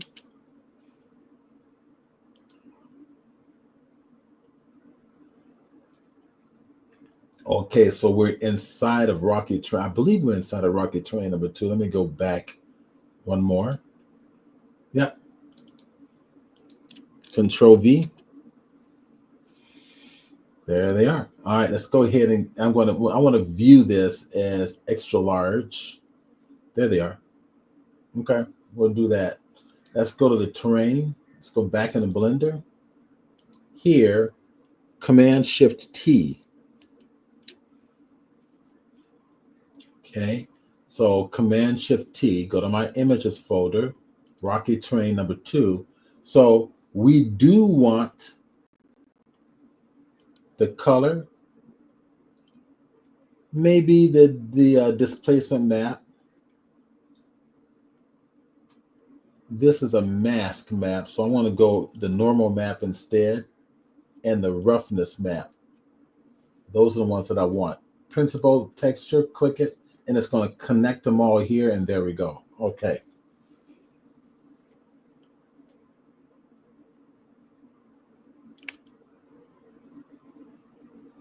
So the grass has got to be really small in here. The grass right now is really big. So if I grab that terrain,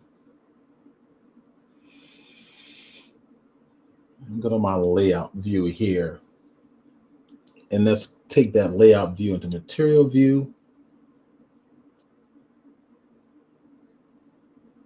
Go to my particle systems, and let's take that down to 0.1. Now, if you take a look at the grass now, they're now reflecting the color. Wherever they sit on that plane, it takes on the color of that location. And you can see the hairs are really tiny and small here. Kind of hard to see a little bit, but just be aware that they're there. Okay, so now what I want to do is I've got the grass in its own group, right? So this is where it gets kind of fun. I can tell Blender to replace those hairs with the grass that I created, or the collection of grasses that I created. Let's see. David Glenn made a comment. We have had some power failures here due to high winds, knocking down all the trees we have. I was out of power for most of the day yesterday. Oh, wow. Yeah. And you definitely get high winds up there. Lots of firewood. That's right. You don't have to go out and cut it. Nature's done it for you. Man.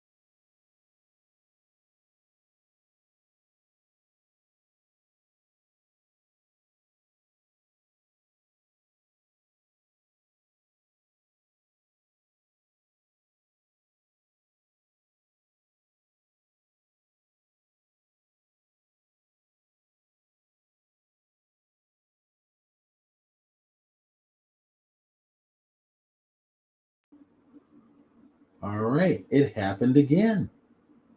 This is awfully weird. Let me share my screen. Gosh, that's really annoying. Ghosts are in my computer.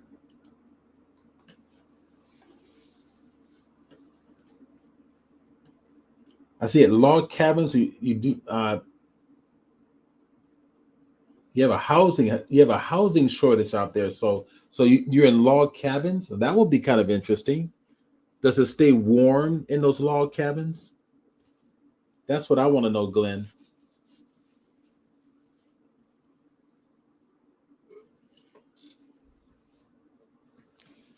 As far as I'm concerned, I'll visit you in the summertime months when it's warm.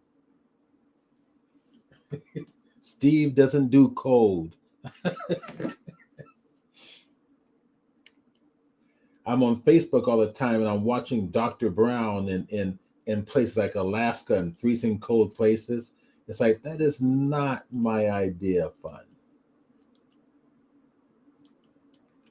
Okay, hairs are there.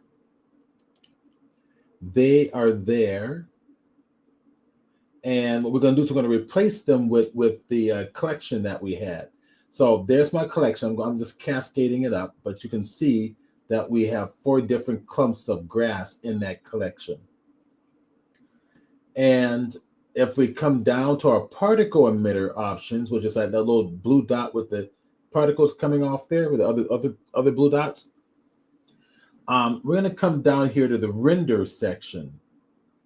So we're going to go find render, open it up, drop it up. And by default, you've got the path, render as a path. Instead, what we want to do is render as an object, not an object. Sorry, my fault. Not an object, but a collection. An object is if you have a single object that you want to replace the hairs. We want a whole collection. Well, what collection do we want? So right below it, under the show emitter option, you're going to select the collection and it's right there and it's grass and there they are. Okay, so you can see them highlighted there. So we've got to, so it's taken every one of the, everything in that collection and it's distributing it along this plane area. It's kind of fun. Okay, now we can scale it and we can scale random. We'll scale first. Bring it up something like this. I'm going to hit the Control S key.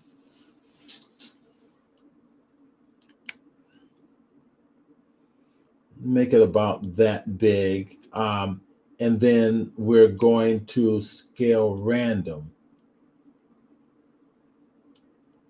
Bring it up a little bit. See? If I bring it up higher,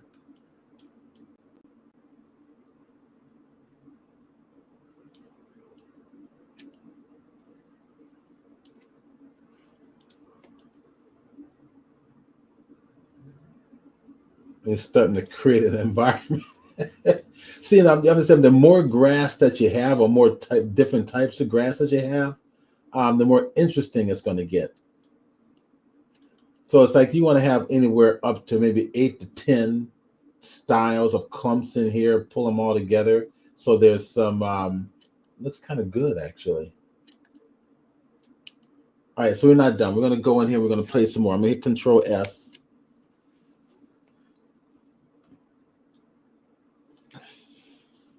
And we're going to need some more distribution of this stuff along here.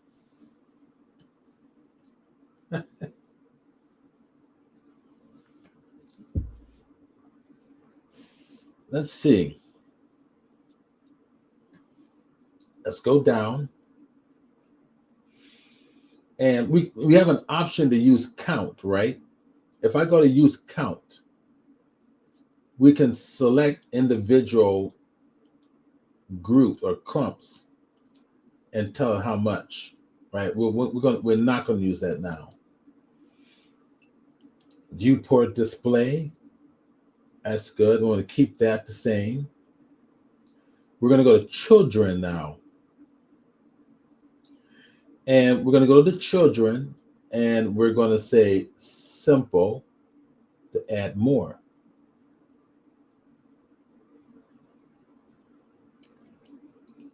And it's adding more. So display amount of children. Maybe what we'll do is go up to 30, see what it looks like.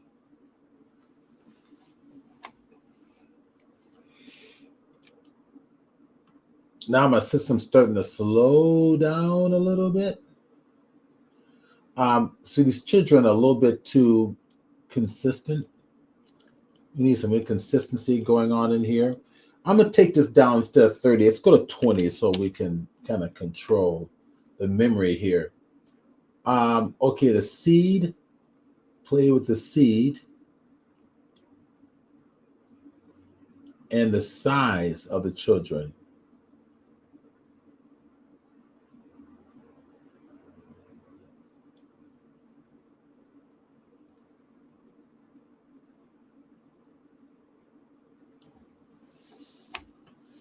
And randomize the size definitely. There we go. Okay, that's a little better. When things start to look too consistent, it's just so fake looking and annoying.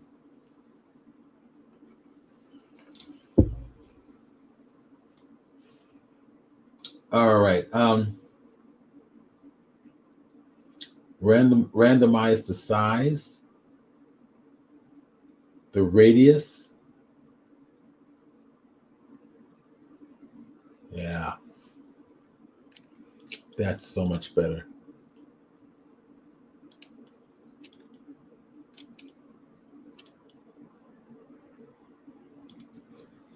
We want to randomize the radius, which I think I've got. So if I pull it back, that goes more consistent.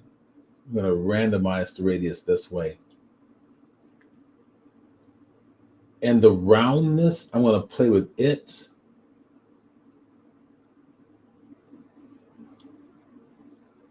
Randomize the roundness. Yep. Yeah, it's starting to look all right.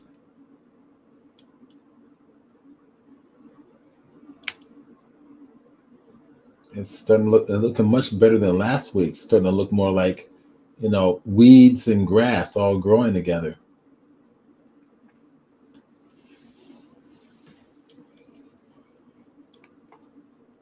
Okay, so roundness there. Let me see if we pull it on up, see what this does. It goes all up to 1.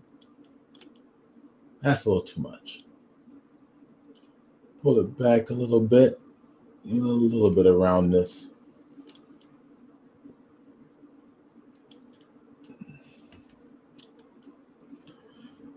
Okay, let's turn on the lights and actually go to render mode. Okay, let's go to render mode. We'll stay in the viewport for now. So Z key on the keyboard, go straight on up to render mode.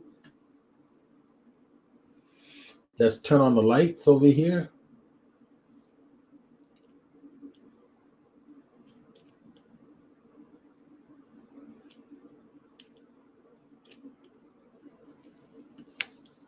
Okay, not bad. I suppose we can bring in an HDR background. It'll probably give us a nicer look and view, but I'm really digging this the side lighting.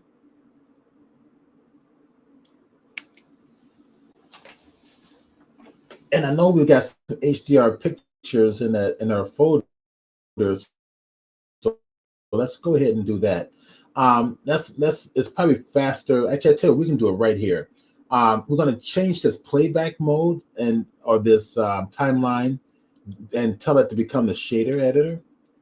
And in the shader editor, we're going to get out of the object mode, which is where we were before for texturing our grass. Get out of object, go to the world view mode. and we're going to bring in an HDR image. So select the background shader, Control T, and that sets up my, it gives me a nodal setup for bringing in an image. And went purple because it's looking for an image. And when it doesn't have an image, it just throws a purple shade all over your scene.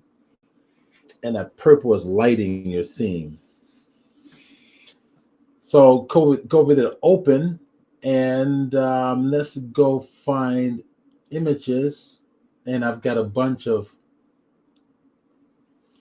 what I believe are HDR images in here.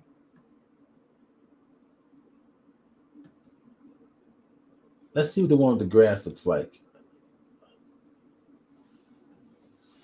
All right, not bad.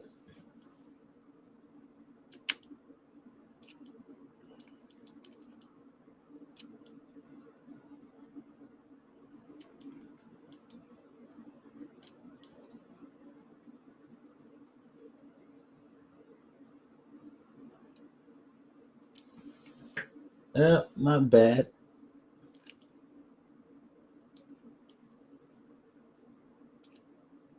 I'm just checking it out from all angles.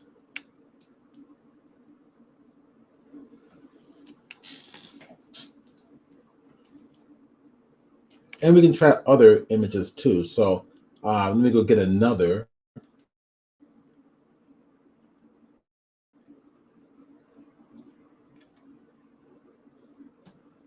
Grab this one here. There we go. That's better. I like that. That looks like grass. That looks real nice. I'm happy with that. It can be better, but overall, for the tutorial, I'm pretty happy with that. Get the side lighting right. Let me see. Um,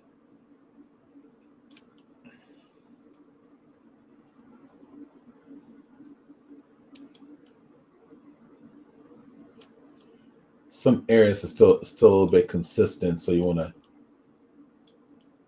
set up the view.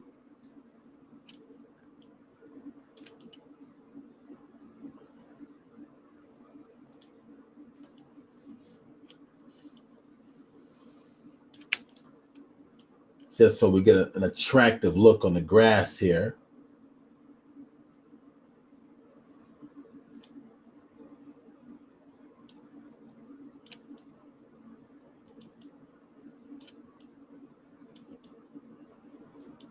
All right. Okay. Let's go.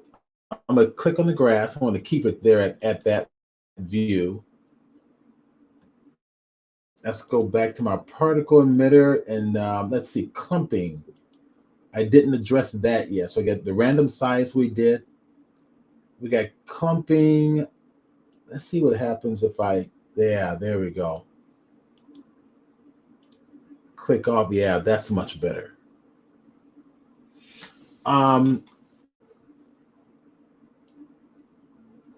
There we go. Yeah, get a little clumping going on there. Go to what about the twist? Ooh, that'll be interesting. So let's do the twist a little bit. Just a teeny bit, not much. Not much. Maybe just 0.01 actually. To add some irregularity in there. So bring the background of Mount Rainier. Yeah, that would be great actually. If you can find one for me, like an HDR version of with Mount Rainier in the back, yeah, I'll bring it in.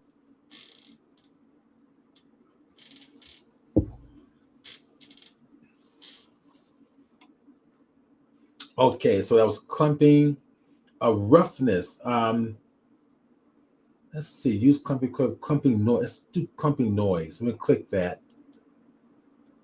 Yeah, it's adding a noise algorithm to this. I don't want it so strong. I'm thinking probably down to 0.1.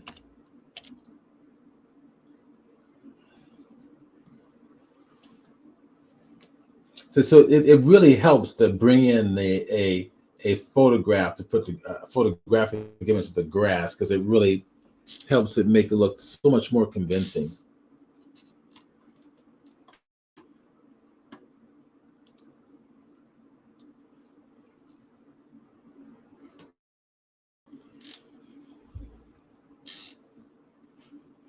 All right. We did some clump noise size. Let me do roughness. Let me see, add roughness. And it's giving me options here, which I think is very interesting.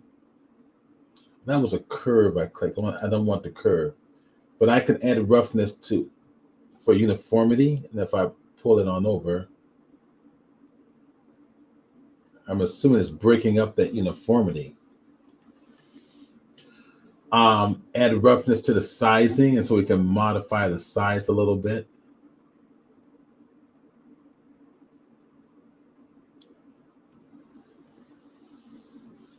We add the shape.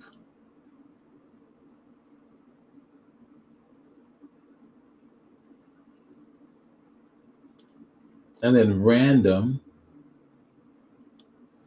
Always like random. All right. Now then, of course, the hair shape. This is interesting. The hair shape can only be seen in render mode, if I remember correctly. So far, we've been viewing everything. Yeah, because we're just in material mode right now. So let's. Oh no, we are. Wait a minute. Okay, I'm in Psychos. That's right. I'm in Psychos, but I thought we were just in material mode. Oh, we're in render mode. Oh gosh. Okay, we were in render mode. All right, gotcha. All right, now that would make sense. For some reason, I was thinking it was still in material mode, which I should have known better because that's how you see HDRI image. It's in render mode.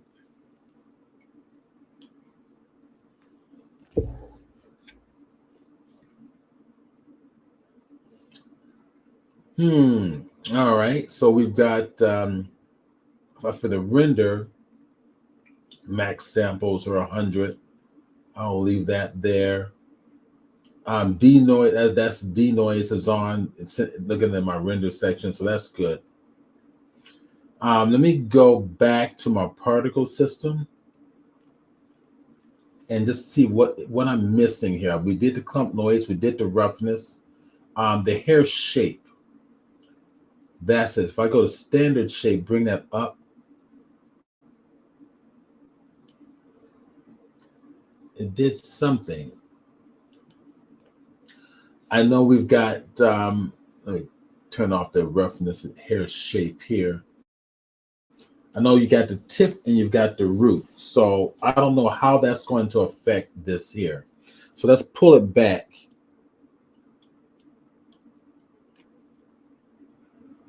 Let's maximize that there. And it's our grass coming from a distance. Let's look at our roots and let's look at the tips here. All right, so the diameter of the root. Let's see what's called. This is usually relation to the hair strands in Blender that we did last week. Um, I have no idea if it's going to affect any of this. It doesn't look like it is at all. And that's kind of, let's see, diameter scale. Yeah, it's not doing it. It's not having an effect. This is using the standard hair um, algorithm. So we're going to just take that out. Okay, so let's. I think that's it. I think that's it for the grass. Now we can make the grass better by adding a subdivision surface. I see that now because I played around with all these settings. I really threw it out of whack here. Um, I think that was probably under the roughness side that I did all this in. So if I go over back to the roughness section, randomize and clumping noise. Yeah, let's go find the rough. There, it's the roughness right here. So let's pull this. This is my shape.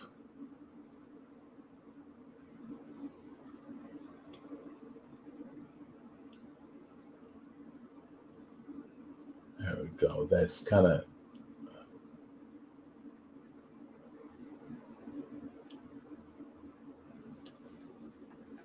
Now, I don't know. I'm going to play with this, play with it a little bit more, but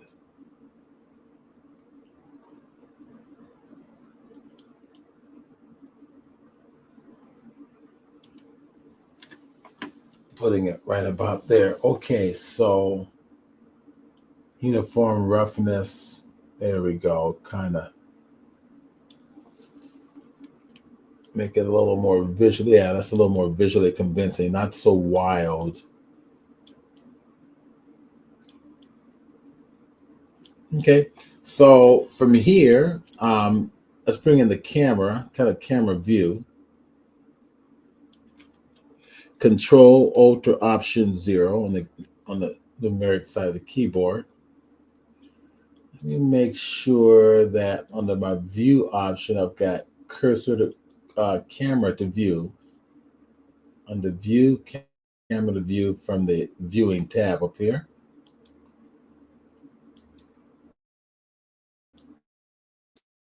Hit the N key to make those panels go away. And how about if we do a F12 key? And that's going to do a render.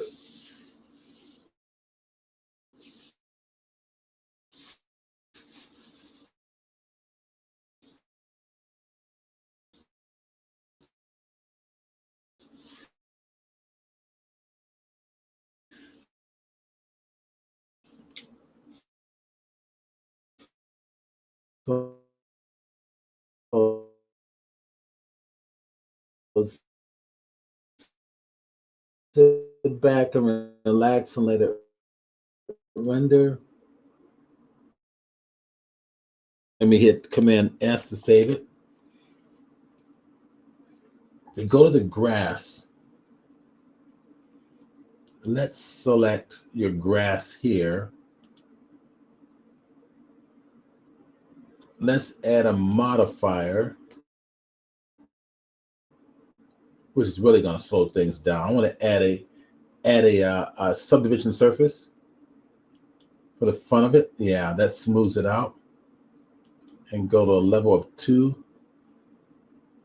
and 3. Now, if I deselect it so I can see them, yeah, I see it's smoother now. Just trying to make it a little bit better.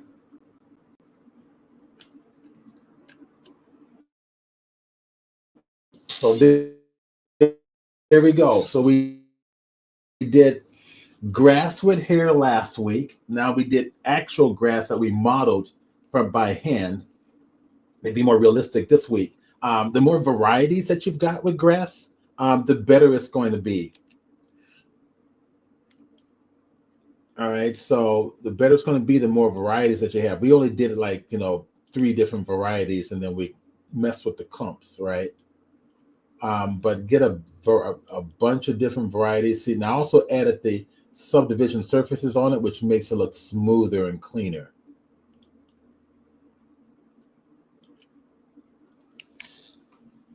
All in Blender. So you can use plugins to create environments.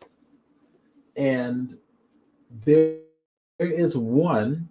No, actually, we got 5 minutes left. This one I want to show you. I think you'll love this. You guys are going to love this. So we're going to bring in a tree in here. Let's go over to modeling mode.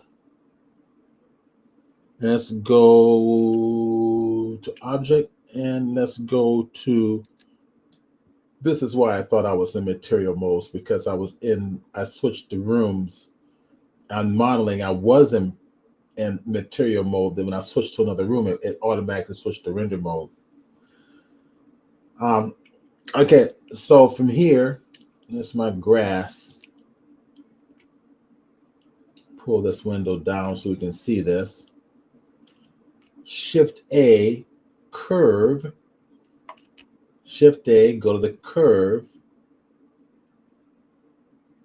And you're going to see something in here that's called sapling tree generator. You may have to go and plug it in. It's a plug-in. Make sure it's selected. Sapling tree generator. There's your tree. And right down here are your options for your sapling tree. We're in the geometry mode category right now, so we can come into here and play with the custom shapes.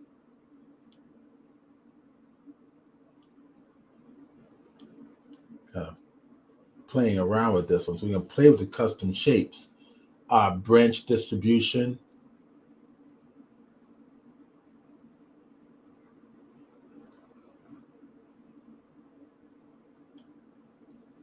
Okay, the branch rings.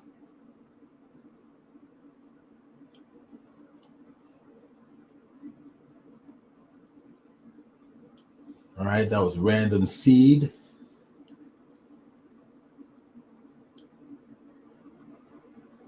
And then we've got from geometry, drop it down. We can go to branch radius. All right.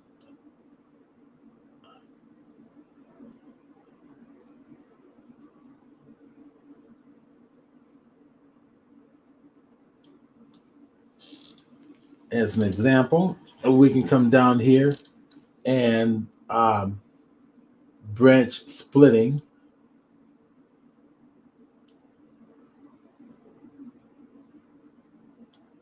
Gonna look like an alien tree.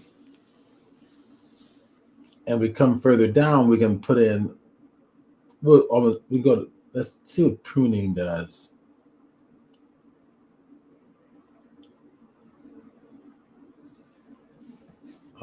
Let's go down, let's go past pruning. I really want to see the leaves. There we go. So come over here and show leaves.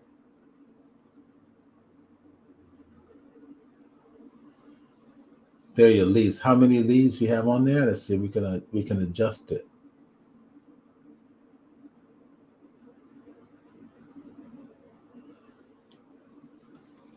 Then we got different types of leaves. We got the leaf object could be, actually it's allowing me to put on the collection.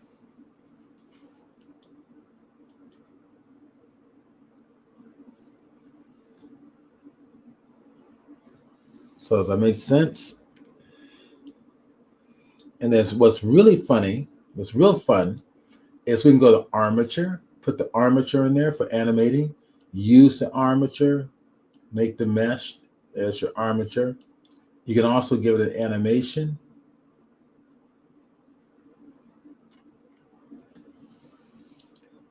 Okay.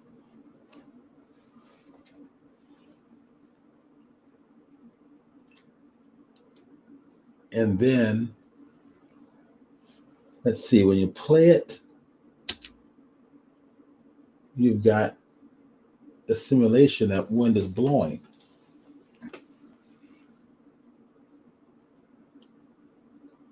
Come down to the bottom, go back to my timeline.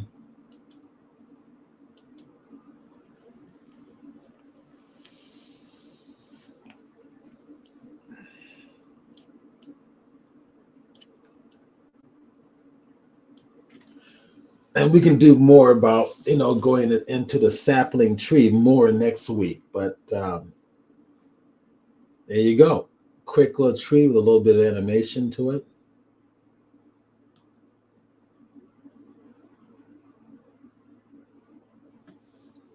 Okay. So that's it. We're all done for the day. So we'll see everybody next Saturday is my Christmas party. So we will not have a meeting next Saturday. And the Saturday after is going to be Christmas, right? That's going to be the Christmas holiday. So I know no one's going to be here then. So let's plan. It looks like we won't be meeting again until after the first of the year. So thank you for being a part of this. It's been a lot of fun.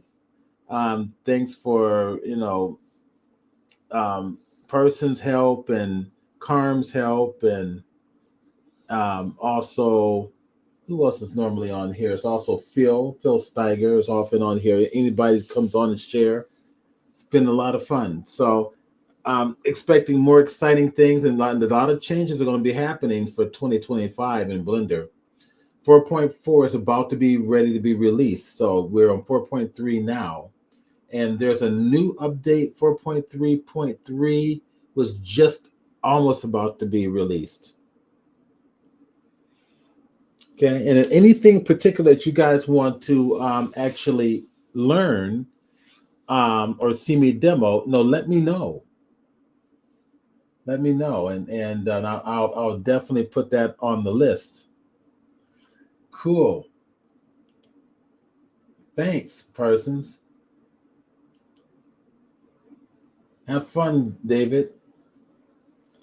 All right. I will I'm gonna end the session. We'll see everybody next year.